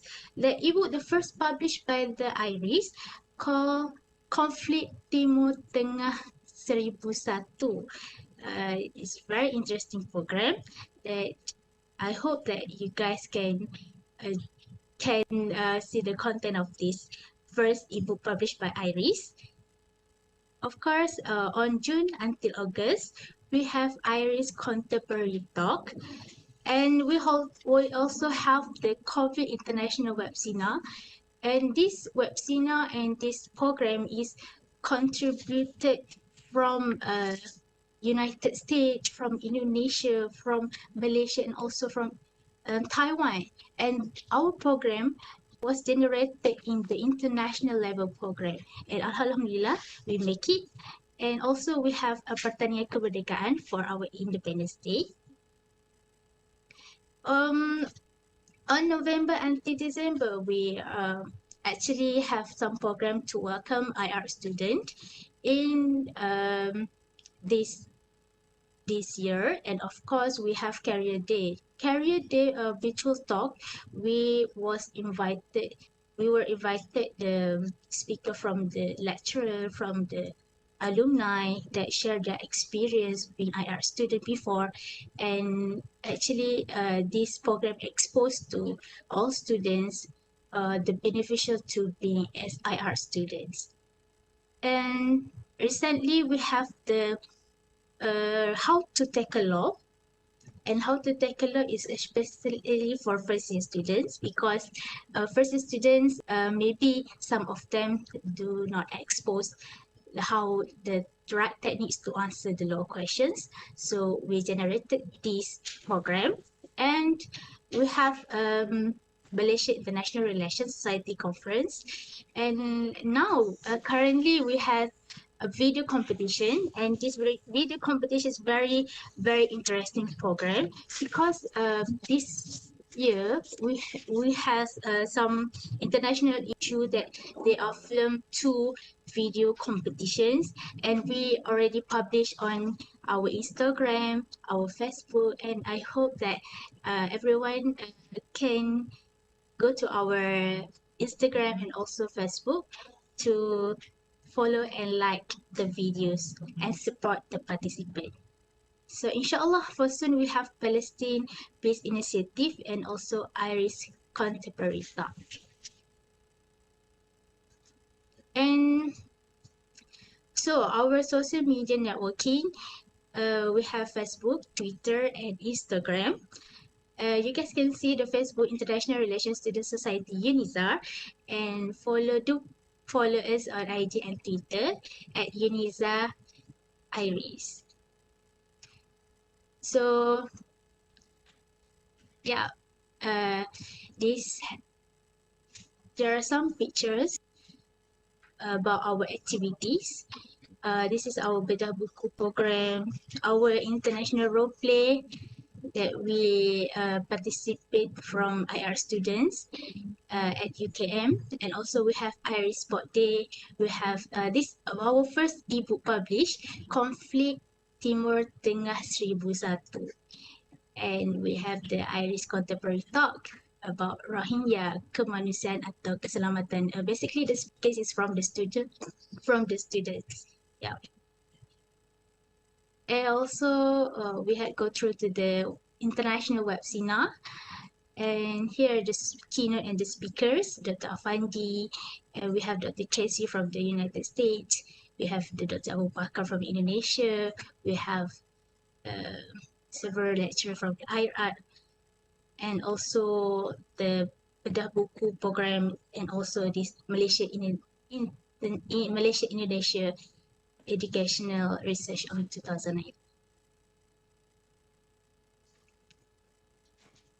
I think that's all from us, Iris, and thank you for everyone.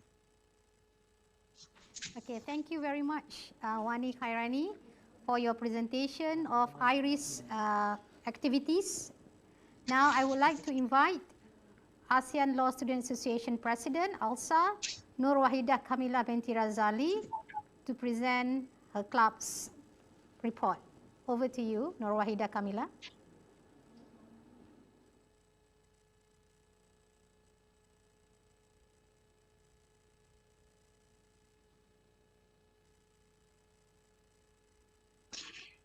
Thank you to the chairperson, our beloved Madam Sham.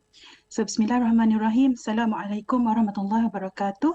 And a very good afternoon. I bid to Yang Ma'arif, Datuk Dr. Haji Muhammad Naim bin Haji MOKHTAR, the Sharia Chief Judge of Malaysia, Professor Zahra Arif binti Abdul Gadas, the Deans of the Faculty, the Deputy Deans, lecturers and fellow friends from Faculty of Law and International Relations. I am Nur Wahidah Kamila binti Razali, the President of Asian Law Students Association, Unisa 2019-2020, and currently the Governing Council of Alsa, Malaysia. So, a brief introduction to Alsa Unisa. We officially established in 2011 under Alsa, Malaysia. Our association is a non-political and non-profit organization, and we aim to provide law students with a platform where they can expand their networking with other law students in Malaysia, as well as other international law schools are affiliated with ALSA and legal figures in legal fraternity itself. So currently we have 16 national chapters with Alsa and 3 observers. And we have 11 local chapter under Alsa Malaysia. So this is the current board member of Alsa Unisa 1920, which consists of High Committee and also 4 department under Alsa, which is that academic activities, public relations and marketing, and also publicity and multimedia. So I will now present Alsa Unisa 1920 program. The first program that we held was Alsa Ameliorate Camp, which was held on 12 March until 14 March at Tanah Merah, Kelantan. So this program was actually in response to the aspiration of our Deputy Vice Chancellor HEPA to have a community heroes based program. So next program is Alzinia.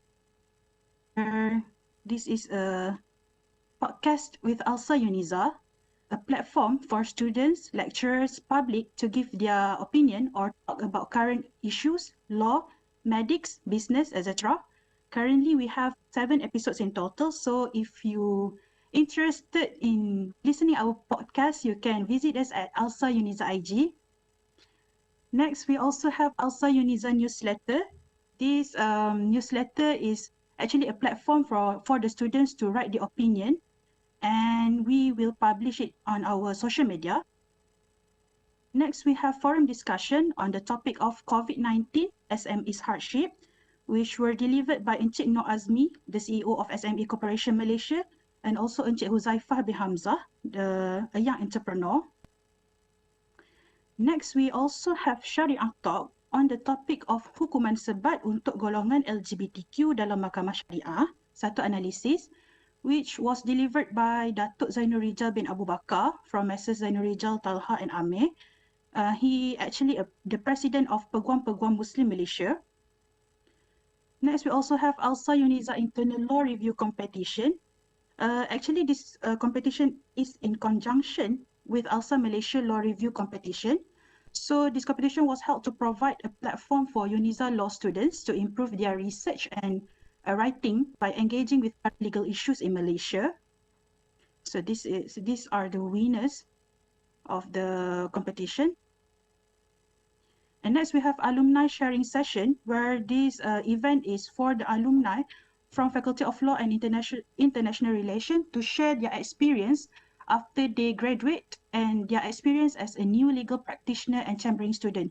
So we invited our seniors, Asri Amami binti Agus Pemana, and also Abdul Hadi bin Ismail. Next, Alsa International Mediation Competition, which was held on 16 October until 18 October. So Alsa Unisa sent one team, which consists of 4 participants. So Alhamdulillah, we succeeded to be in top 5 from 28 teams competing for the best mediation plan. So it is indeed a great achievement for the first timer like Alsa Unisa. So next, we have Alsa Una Itenem, which means Alsa Together Forever. This is actually an international program, which is an initiative from Alsa Unisa. We target to develop a creative spirit through network joining activities among the Alsa members across the country. This program is held starting from 18 November and currently ongoing, and inshallah will end on this coming 12 December 2020. So in this program, we have 4 teams, which are ice breaking, criminal law, legal system, and also sharing. So for the second week of Alsa Una Itenem, we actually invited Dr. Mukhris bin Ma'rus to deliver talk on the topic of decriminalize attempted suicide, morality and practicality. For the third week, which was on the theme legal system, we invited Professor Dr. Syam Rahayu Abdul Aziz to deliver the talk on the topic of the effect of political immaturity towards the legal system of the country. Okay, next, this is the most important part in our presentation, in my presentation today, the admission of diploma students as part of Alsa member. So after various meeting and negotiation with the president of Alsa Malaysia and also the governing council of Alsa Malaysia, we actually succeed in admitting the diploma students as part of Alsa members. So we held special general meeting on 7 November to declare on this matter.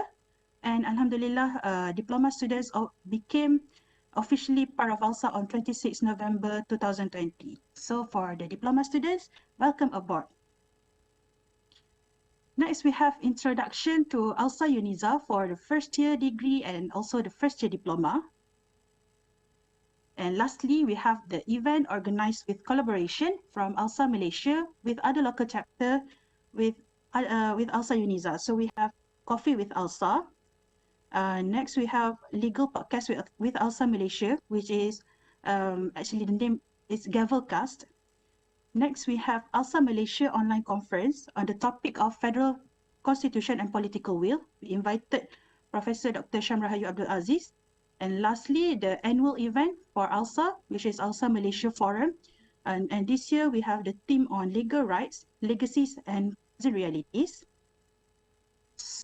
Before I conclude my presentation, actually our board have a corporate video made last September, but unfortunately due to the time constraint, I cannot show the video today. So I hope everyone can go to our Instagram and watch the corporate video, and don't forget to click the like button.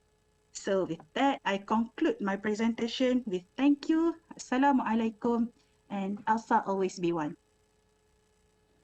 Thank you very much, Y.A.A, for your comprehensive presentation, as well as to be within time. I would like to congratulate everyone until now that have presented within time allotted. Now I would like to invite Ruhafiza binti Mat Syed as the president of the Mood Club to present her reports. Over to you, Ruhafiza.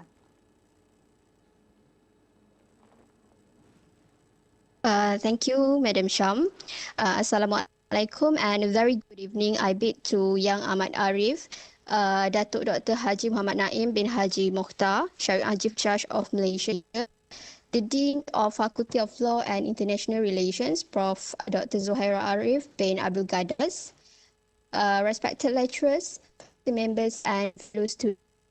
My name is Ruhafiza bin Said, the president of Nizam Club for the session of 1920.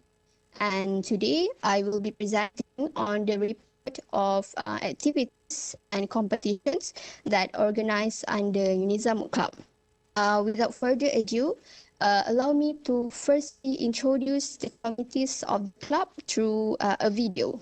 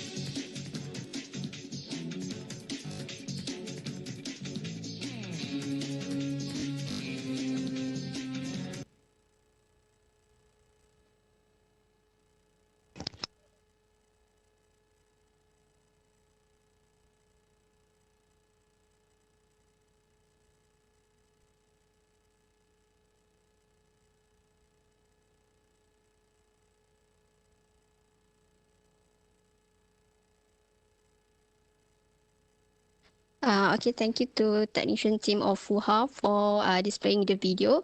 So I shall start with the report of the activities of Mood Club.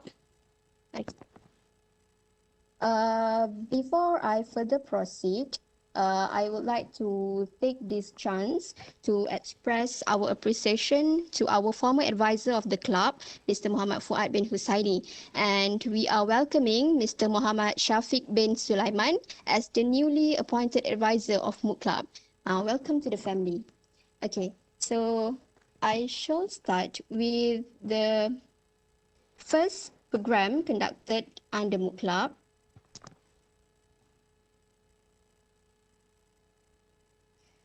Okay, this is the first program under Mood Club, which is Art of Advocacy by Thomas Philip, which was held on 10 November 2019. And the speaker of the program, also Mr. Alif Benjamin, who is also the one of the lawyers under the Thomas and Phillips. Okay, the second program is Client Consultation Workshop. We also invited Ms. Ragini as the invited speakers, and she is the alumni of Unisa. And this program basically exposing the students to the client consultation. The third program under the Unisa Mood Club is AIAC Workshop. And so the speakers for the program is Mr. Abinash Barik and Ms. Tan Hui Wen. Next program is Professional Talk by Dato' Shaharuddin Ali, which was held on 10 December 2019. Next is we have our internal competition, which is Internal Client Consultation Competition 2020, which was held on 8 February 2020. And the winners of this competition have advanced themselves to the competitions at national level.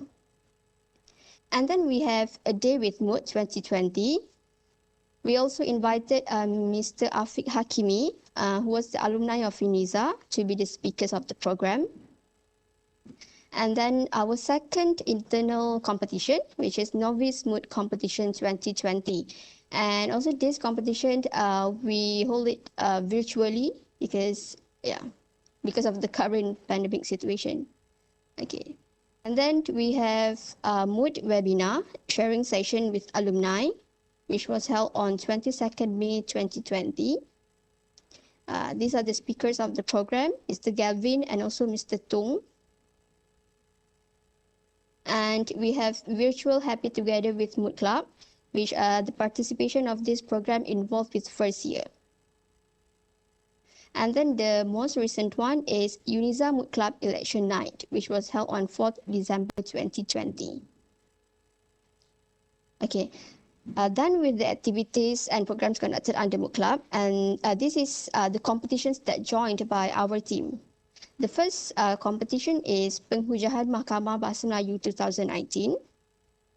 So these are the participants of the competition. And then we have Cyber Law Mood Court Competition 2019. We also have Philip C. Jessup International Law Mood Court Competition. Then we have Harun M. Hashim National Client Consultation Competition 2020. So basically, there are the winners for the internal competition just now. And then eNAMCO 2020, and this is the first virtual competition that we joined.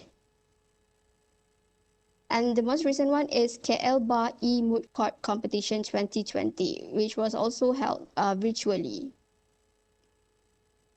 Okay, so basically throughout last year and also this year, these are the achievements that gained by Mood Club, which for Penghujahan Mahkamah Bahasa Melayu, we managed to be in 4th place. And then for National Client Consultation Competition 2020, we also become the first runner-up of the competition. And for just 2020, we also be the first runner-up for written submission. And in terms of the management, we also managed to be collaborated with Thomas Phillips Advocates and Solicitor in terms of the advocacy training. Okay, and then these are the upcoming competition.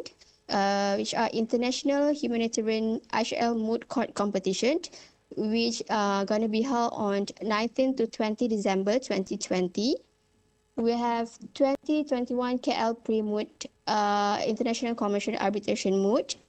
And also we have Philip C. Jessup International Law Moot Court Competition. And for your information, Jessup 2021, our team will be competing straight away to global rounds instead of national rounds. Okay, and then I think that's the end of the report under Unisa Moot Club. Thank you and Assalamualaikum. Okay, thank you, club presidents and representatives for your reports. It is indeed a pleasure for the faculty to witness your efforts, initiatives and creativity that have been exerted by every club to ensure that student members will benefit despite the restrictions of movement order which are in place currently. Congratulations to the hardworking committee members of each club. A big clap for your achievements. Kindly also note that the current tenure will dissolve soon and elections will be held in the month of December by clubs pursuant to the directive from the Office of Deputy Vice Chancellor of Students' Affairs recently. Now, respected guests, fellow academics and beloved students, we now come to the slot for celebrating academic achievements of our beloved students. The Dean's List Award or certificate is awarded to students who achieve a GPA of 3.5 and above for normal semester, which is minimum of 12 credit hours for that particular semester. Kindly refer to Rule 7.13.2 of your Peraturan Akademik Prasiswaza for further details. To assist me in this task, I would now like to call upon Encik Abdul Majid Hafiz to do the honors. Over to you, Brother Hafiz.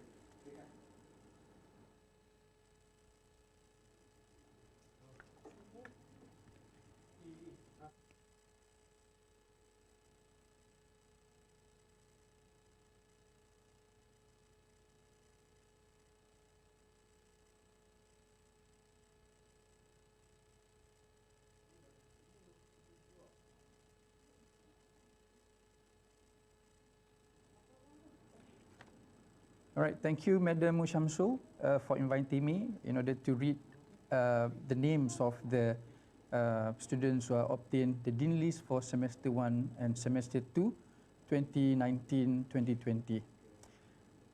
All right, in honoring the academic excellence and performance of 4 students who obtained the Dean's List Award for Semester 1, 2019-2020 and Semester 2, 2019 and 2020, I'm going to read out the names, okay, about 400 students, so please bear with me.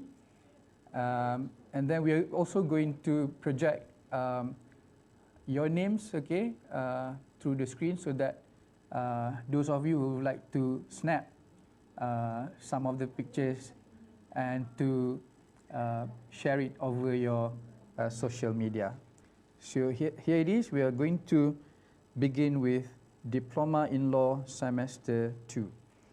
Nur Fatihah binti Muhammad Nizam, Ahmad Zaim Suhail bin Ahmad Mujahid, Nurdini binti Sharifuddin, Ifah Takiyah binti Ruslan, Murshidah binti Luqman Hakim, Nurhanis Nuha binti Muhammad Usman, and Iman Solehah binti Salahuddin. Diploma in Law Semester 5, Muhammad Baihaqi bin Muhammad Saidi, Nur Adini binti Abdul Rahman, Siti Nur Fahana binti Muhammad Azmi, Ni Amni Amirah binti Muhammad Rizal, Anis Syuhada binti Zaidi, Ahmad Idham Haris bin Muhammad Padli, Muhammad Faizwan bin Khalid, Hani Darwishah binti Muhammad Hafiz, Nur Syahmina Syahira binti Amal Adli, and Siti Nur Aisyah binti Muhammad Kamal. Degree in Law Semester 1, Nur Safina Aida binti Baharum Shah, Muhammad Ashraf Aikal bin Zainal Abidin, Humaidi bin Zulkifli, Alia Sabrina binti Muhammad Azman, Muhammad Irshaduddin Haikal bin Muhammad Rashid, Asma Izzati binti Azizuddin, Farah Izzah binti Azali, Wan Nur Shazwa binti Wan Musa, Saifa Azwin binti Azmam alias Azman, Nur Ain binti Muhammad Sabirin, Nur Farah Dania binti Muhammad Salmizi, Nur Fatihah binti Ruslan, Anis Akilah binti Ash Bakhri, Muhammad Anif bin Rafi, Nabilah binti Abdul Hadi, Nur Damia Syamimi binti Rohizan, Farah Fadilah Hasanah binti Sauji, Umi Syafia binti Adam, Zuhairah binti Muhammad Zahiruddin, Nur Syahirah binti Zakaria, Amiratul Arifah binti Azman, Nur Mirza Batrisha binti Hamad, Nur Atirah binti Saipul Hazmi, Rubini Swari anak perempuan Amudan,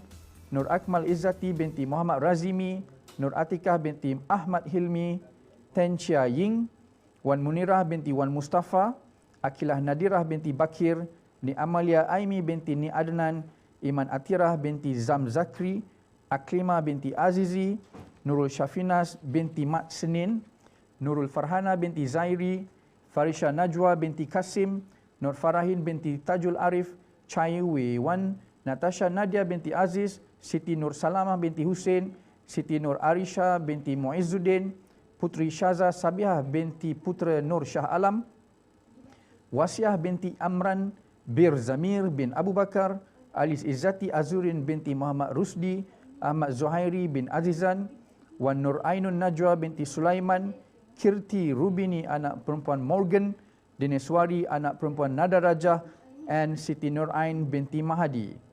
Now we move on to Degree in Law Semester 3. Ariana Oi Wei Ning, Degree in Law Semester 6. Fu Hon Chuen Su Tun Jack and Nur Farhana Natasha binti Abdul Razak. Degree in Law Semester 10. Eng Zingru, Nur Hanisah binti Muhammad Noh, Nur Amira binti Ismail, Farah Zalina binti Uzaimi, Nur Syamimi binti Muhammad Mazlan, Nur Ain binti Abdul Rahman, Nur Naizatul Naimah binti Suaud, Chan Kai Seng, Yu Penyang, Wong Wen Ying, Putri Mayangsari Firdaus binti Johar, Fatin Syahirah binti Azman, Izlan bin Azhar. Degree in Law Semester 1, Amirah binti Sapian, Farahanis Nabilah binti Muhammad Aziran, Umi Maisarah binti Kamis, Amirul Haziq bin Kamiran, Rabi'atul Adawiyah binti Suhaimi, Asmawi Nur Hakim Mokhtar, Nur Afifah binti Cik Qadir, Nur Liana binti Muhammad, Muhammad Ilhami bin Syahrul Anwar, and Muhammad Haziq Hakimi bin Abu Bakar. Degree in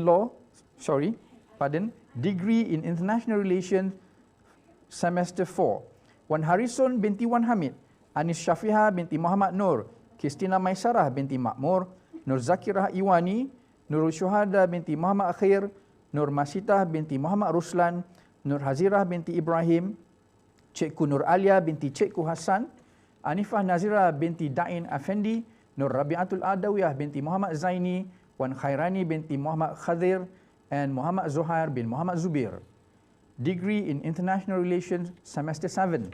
Nadira binti Zailan, Rohan Fahima binti Razali, Nur Laili binti Abdul Hadi, Farhana Nadira binti Ahmad Nazri, Nur Atirah binti Muhammad Zubir, Siti Nur Nabiah binti Zakaria, Muhammad Ashraf bin Abdul Hadi, Wan Sufia Hanin binti Wan Muhammad Razali, Sabrina Az-Zahra binti Shahnun Hanif, Siti Nur Syazwani binti Yusuf, Nur Aimi Rabiha binti Muhammad Berkuri, Nur Ain Afini binti Muhammad Rafi, Umi Fatihah binti Nur Azizan, Nurin Najah binti Kamaliza, Nur Syuhada binti Bidin, Siti Nur Aliyah binti Jamaluddin, Fariz Hakimi bin Yahya, Muhammad Syafiq bin Abdullah, Ihsan Zahin bin Wahid, Siti Salmah binti Mamadi, Nur Atifah binti Muhammad Sabri, Muhammad Farid bin Alwi, Muhammad Azim Nizamuddin bin Muhammad, Nur Nadia binti Asri, Fatin Zafira binti Ismail, and Nurin Farhanin binti Nordin. Degree in International Relations Semester 10. Nur Farina Asniza binti Ros Hasdi. Now we move on to Semester 2, Session 2019 and 2020.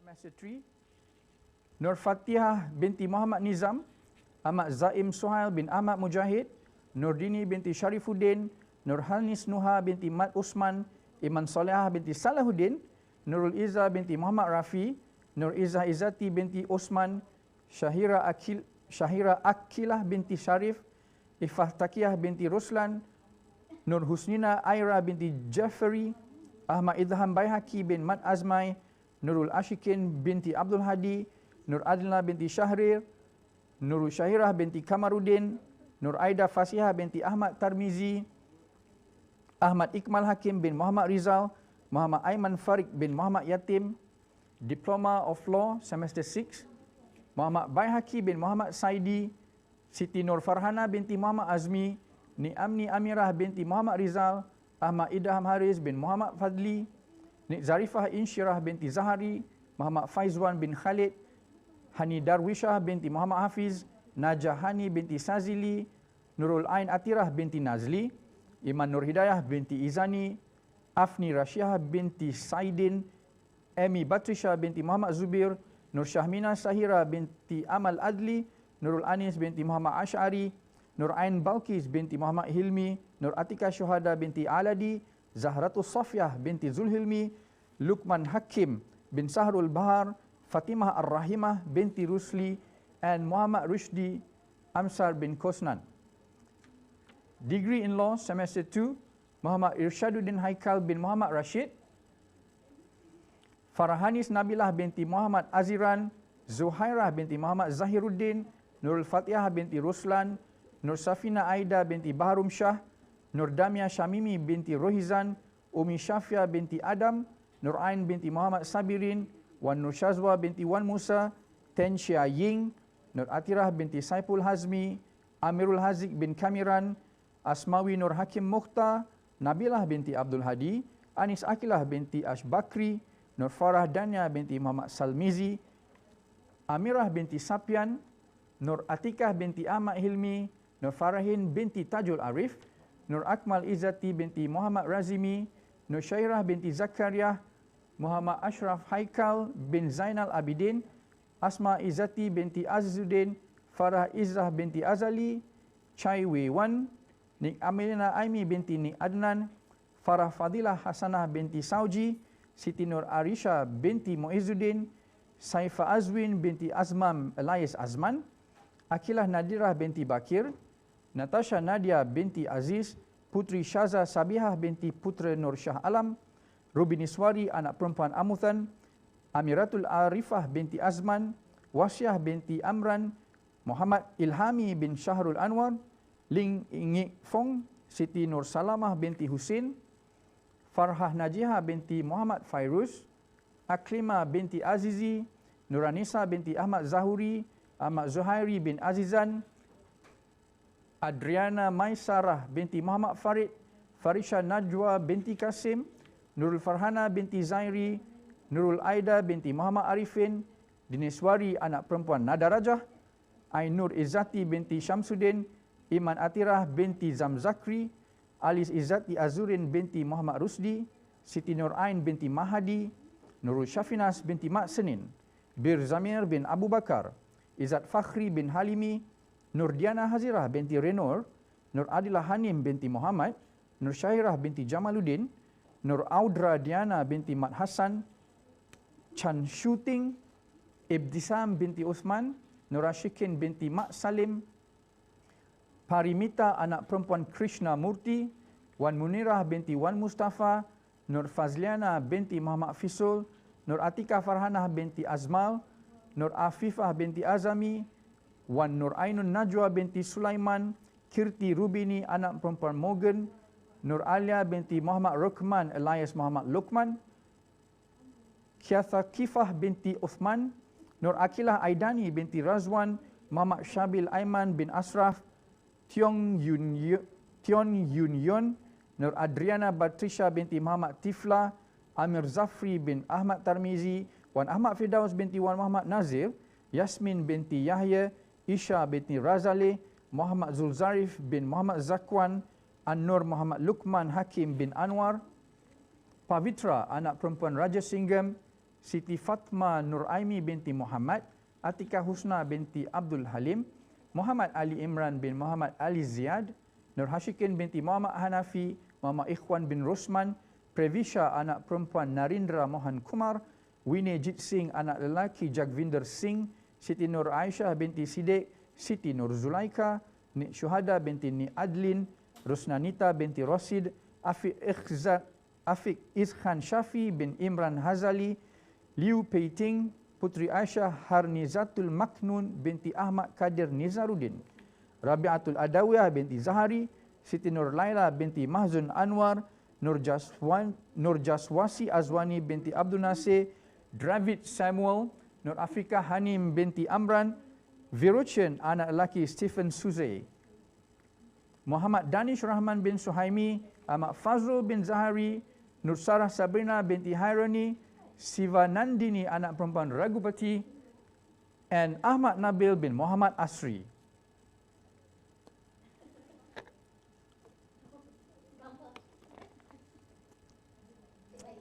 Degree in Law, Semester 3, Lim Sin En. Degree in Law, Semester 4, Ariana O. Weining, Tang Ai Wen, Siti Nur Amani binti Zulkifli, Nur Fakihah binti Ahmad Fauzi, Nurul Hanis Amani binti Azhari, Sharon Lo Min Hui, Kang Zeng Leong, Muhammad Farid Zakwan bin Zainal Abidin. Degree in Law, Semester 5, Batrisha binti Muhammad Khusri. Degree in Law, Semester 6, Farah Najihah binti Zulkapli. Degree in Law, Semester 7, Fu Hong Chuen, Su Tun Jack, Amira Shahira binti Abdul Aziz, Nur Farhana Natasha binti Abdul Razak, Mama Afiq Hariri binti Aziz, Nur Alwani binti Ahmad Tajidin, Nur Huda binti Mat Zuki, Wan Farah Naimah binti Wan Rosli Hisham, Nuril Ilyana Afikah binti Zulkarnain, Elingu Seging, Atik Zulhami bin Supandi, Farah Akilah binti Ahmad Daud, Zulaika binti Zulkifli, Nur Ain binti Abu Bakar, Nik Nur Nashuha binti Nik Ahmad Rizal, Emily Xiao Zieng, Dominic Song Hua Hieng, Wan Alisa Soraya binti Wan Mazlan, Saidatul Najwa binti Zulkifli, Nurul Anis binti Anwar, Fatin Nur Syahirah binti Abdul Rashid, Nur Imanina Shazlin binti Ibrahim, Nurul Hikmah binti Abdul Rahman, Diana binti Ibrahim, Nur Fatin Nadirah binti Mustafa, Harsini anak perempuan Shanmugam, Ahmad Zafri bin Muhammad Tahir, Nurul Atikah binti Abu Bakar, Ruhafizah binti Mak Said, Fang Xiu Ping, Fatimah Zahra binti Hazali, Muhammad Elfi, Nishain bin Mak Adam, and Amirul Hizwan bin Hussein. Degree in Law, Semester 11, Eng Zingru, Nur Hanisah binti Muhammad Noor, Nur Amira binti Ismail, Farah Zalina binti Uzaimi, Nur Syamimi binti Muhammad Mazlan, Nur Ain binti Abdul Rahman, Nur Amira Akilah binti Zainal Abidin, Chang Kai Sheng, Yu Penyang, Khairul Bariyah binti Muhammad Adli, Wang Weng Ying, Putri Mayang Sari Firdaus binti Johar, Izlan bin Azhar, and Sarawana Kumar anak lelaki kanan. Degree in International Relations, Semester 1, Nur Fairuz Fadilah binti Mansur. Degree in International Relations, Semester 2, Umi Maisarah binti Kamis, Nur Afifah binti Cik Qadir, Rabiatul Adawiyah binti Suhaimi, Siti Sarah Aisyah binti Muhammad Serjana, Nur Fatini Amirah binti Muhammad Nasir, Khaizwana Amira Mersila binti Jaimi, Nashitah binti Muhammad Jailani, Nurliana binti Muhammad, Aina Nurina binti Rusli, Aisyah Farhana binti Harun, Wan Zafifah binti Wan Zainuddin, Muhammad Haziq Hakimi bin Abu Bakar, Aizat Afif bin Abdul Saleh, Mustaqim bin Mustafa, Putra Ahmad Zakwan bin Jahfar, Nurul Aziani binti Azmi, Muhammad Amirul bin Muhammad Yusuf, Nur Afikah binti Hasan, Azwa Najihah binti Zulkifli, Nur Fatini Faikah binti Abu Hurairah, Khairina Farzana binti Khamra alias Kamaruddin, Muhammad Iskandar bin Muhammad Zailani, Muhammad Daniel bin Rusli, Muhammad Faiz bin Jamil, Nur Afrina binti Muhammad Jafri, Sarah Rushda binti Rahmat, Amiza Alisha binti Cik Azmi, Ahmad Amirul Naim bin Azli, Siti Aisyah binti Muhammad Zamri, Mardiah Atirah binti Azman, Maisarah Akilah binti Kamaruddin, Wan Muhammad Daniel Aiman bin Wan Muhammad Faisal, Nur Amani Syakirah binti Abdul Hadi, Nur Rais Syahmi bin Nur Azif, Nurin Izzati binti Nur Hisham, Ahmad Fitri bin Muhammad Razi, Alia Zulaikha binti Abdul Kadir, Nur Amira Farhana binti Abdul Wahab, Afzal Danish bin Muhammad Hanafiah, Elia Zairin binti Zain Syahrir, Nur Ashlisha binti Saidi, Arisa Jemaimah Ikram binti Ismail, Azira binti Solikan Arif, Muhammad Imran Fahmi bin Sangkang alias Abdul Rahim, Shazlin Amira binti Abdul Halim, Nur Iman binti Hazri, Ahmad Tajuddin bin Muhammad Asri, Muhammad Aiman Wafi bin Muhammad Tarmizi, Nur Yakin Zahin bin Muhammad Razali, Nur Aisyah Syahmina binti Muhammad Razib, Muhammad Ikhlas bin Juhari, Hani Syafiqah binti Kamaruzzaman, Nurul Syuhada binti Kamaruddin, Nur Syahira Adila binti Azmi, Nurul Najwa binti Amran, Nur Hafizah binti Hashim, Nur Zaris Sofia binti Zulkapli, Cik Aina Ridwana binti Cik Kar, Muhammad Alif bin Marudin, Aufa binti Ahmad Bakri, Balkis Adriana binti Muhammad Fahmi, Imran Shazali Hadri bin Abdul Ilah alias Ilah, Nur Syamimi binti Muhammad Yusuf, Muhammad Syamil bin Muhammad Zulkifli, Muhammad Ilman Syamim bin Yusuf, Nur Zulaikha binti Zainal Abidin, Siti Kharijah binti Muda, and Muhammad Fauzan Arif bin Muhammad Nawi. Degree in International Relations Semester 4, Nur Shakira Nadia binti Fauzi. Degree in International Relations Semester 5, Wan Harisun binti Wan Hamid, Christina Maisarah binti Makmur, Nur Zakira Iwani, Ani Syafihah binti Muhammad Nur, Nur Hazirah binti Ibrahim, Nurul Syuhada binti Muhammad Khair, Nur Masitah binti Muhammad Ruslan, Cikgu Nur Alia binti Cikgu Hasan, Anifah Nazira binti Daing Afendi, Nur Rabiatul Adawiyah binti Muhammad Zaini, Nur Alisha binti Kamaruzzaman, Amar Izzat bin Rizal Huzairi, Umairah Ifah binti Azharuddin, Nur Syifa binti Rozi, Nur Syahira Akma binti Muhammad Satar, Ahmad Adam Solihin bin Abdul Rahman, Nur Afifah binti Kamal, Nur Najwa binti Hamzah, Muhammad Salman bin Sahaimi, Syakirah binti Wahab, Mazlan Shah bin Tawil, Muhammad Syahid Aidit bin Muhammad Haidar, Putri Nur Syakirah binti Hishamuddin, Gran Chong Kah Chun, Wan Syamimi binti Muhammad Suyon, Atirah Izzati binti Muhammad, Nas Nurul Hakimah binti Nasir, Nik Najihah binti Nik Khabari, Navani Teren anak lelaki P. Sivaji, Nur Sifati Nabilah binti Rosli, Nur Adilah binti Abu Samah, Nur Salsabila binti Azmi, and Muhammad Imran bin Muhammad Azmi.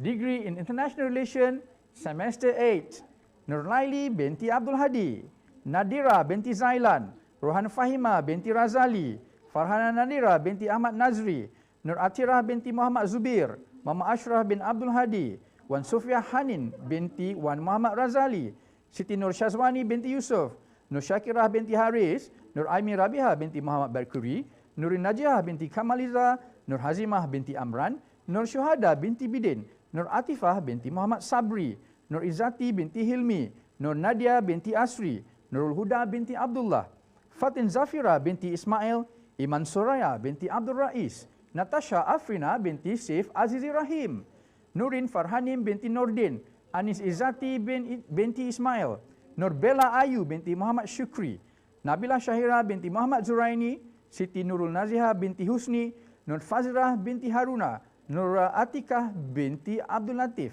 Siti Sarah binti Muhammad Zulparmi, Nur Ainina binti Muhammad Zul Iskandar, Tan Zong Shin, Ahmad Izwan bin Ahmad Tan, Nur Farhanah binti Saleh, Muhammad Syuib bin Murad, and finally Siti Nakiah binti Muhammad Noor. Thank you so much for bearing with me. Now I give it to Madam Shams to proceed.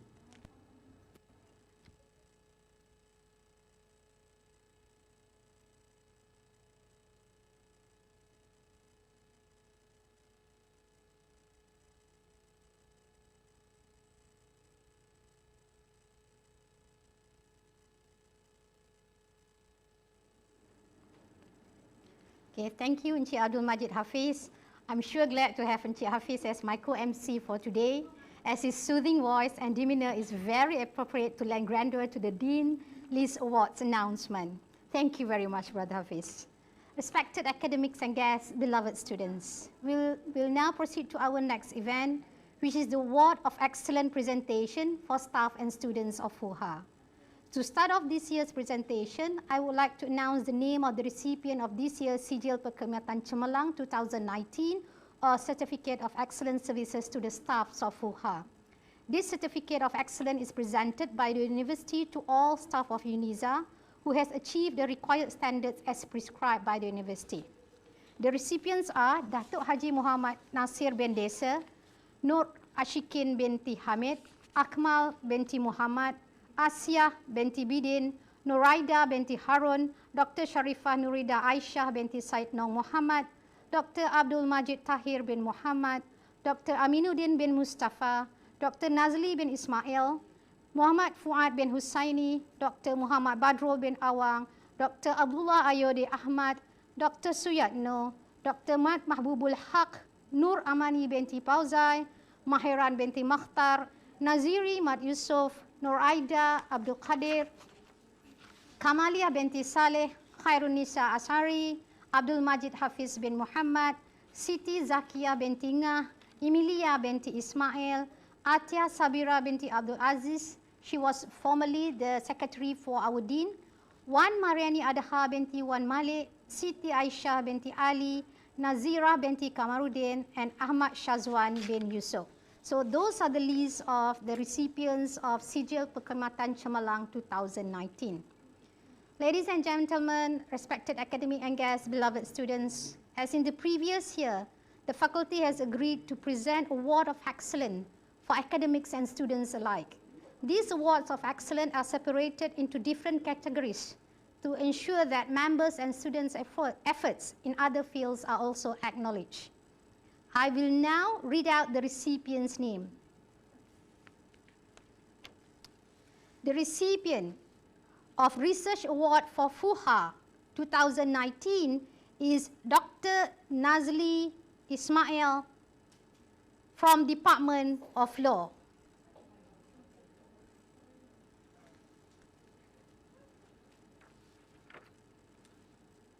For Publication Award, we have two recipients, Dr. Muhammad Mahbubul Haq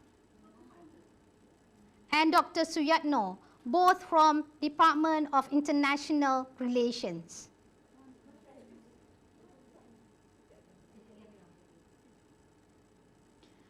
The Humanitarian Award is awarded to Dr. Hussein Yusri bin Zawawi from the Department of International Relations. The Innovation Award is presented to two recipients as well, Professor Dr. Zuhaira Arif Abdul Gadas and Dr. Hartini Abdul Aziz from the Department of Law. The Teaching Award recipient is awarded to Encik Muhammad Fuad Husaini.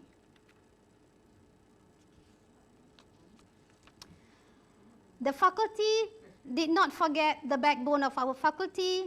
The Administrative Staff Award goes to Wan Siti Aisyah Ali. For the students, the faculty has recognized students who are considered as excellent in other fields besides academic recognition per se.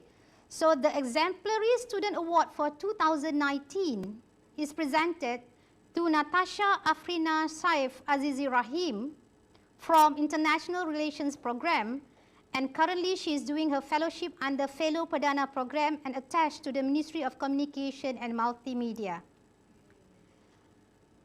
The Best Student Co-Curriculum Award goes to Yu Peng Yan, a degree of law students, and she is currently doing her chambering at a lawyer's firm. The recipient of a Best Student Humanitarian Award is given to Nur Fatin Shahira Abdul Aziz, third year International Relations Department students. And finally, the Best Student Entrepreneurial Award is awarded to Muhaizia Muhammad Kifli, also from third year International Relations Program. Our heartiest congratulations to the recipient of this Award of Excellences. Hopefully it will spark the interest and motivate others to strive for excellence in other fields besides academic. Okay. Respected academic and guests, beloved students. FUHA Public Speaking Competition is a recent initiative by the faculty to instill and improve public speaking within students of the faculty. This year's competition, which was a collaborative effort between FLASOC and IRIS, invited participants from first and second year degree. from both departments. It is my pleasure to announce the winners of the public speaking competition, which was concluded on 5th December recently. The winner of the competition is Muhammad Bahaki bin Muhammad Saidi, first year International Relations Program. The runner-up is Nur Shahira binti Chan Voi Leong, alias Ali, and Nurul Nabila binti Fadli as the second runner-up. Okay. All three winners are students from International Relations Program, and I bet the Department of International Relations is really proud of them. Congratulations again to the winners.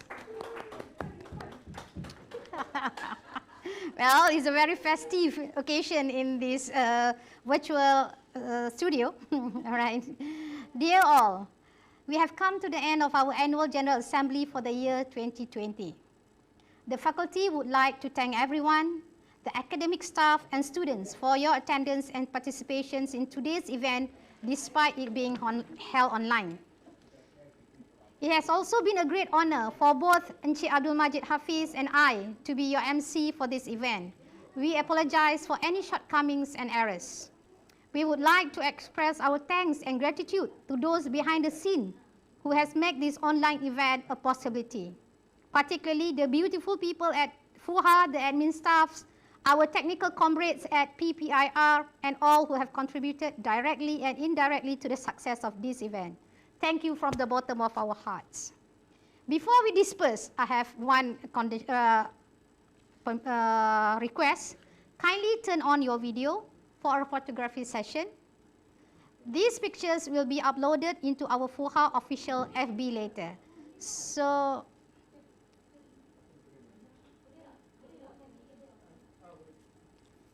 dear students, respected academics, those who are still online, can you turn on your video at least for 3 minutes or 4 minutes? Because there are going to be a lot of pages that will be taking photos. Okay? So,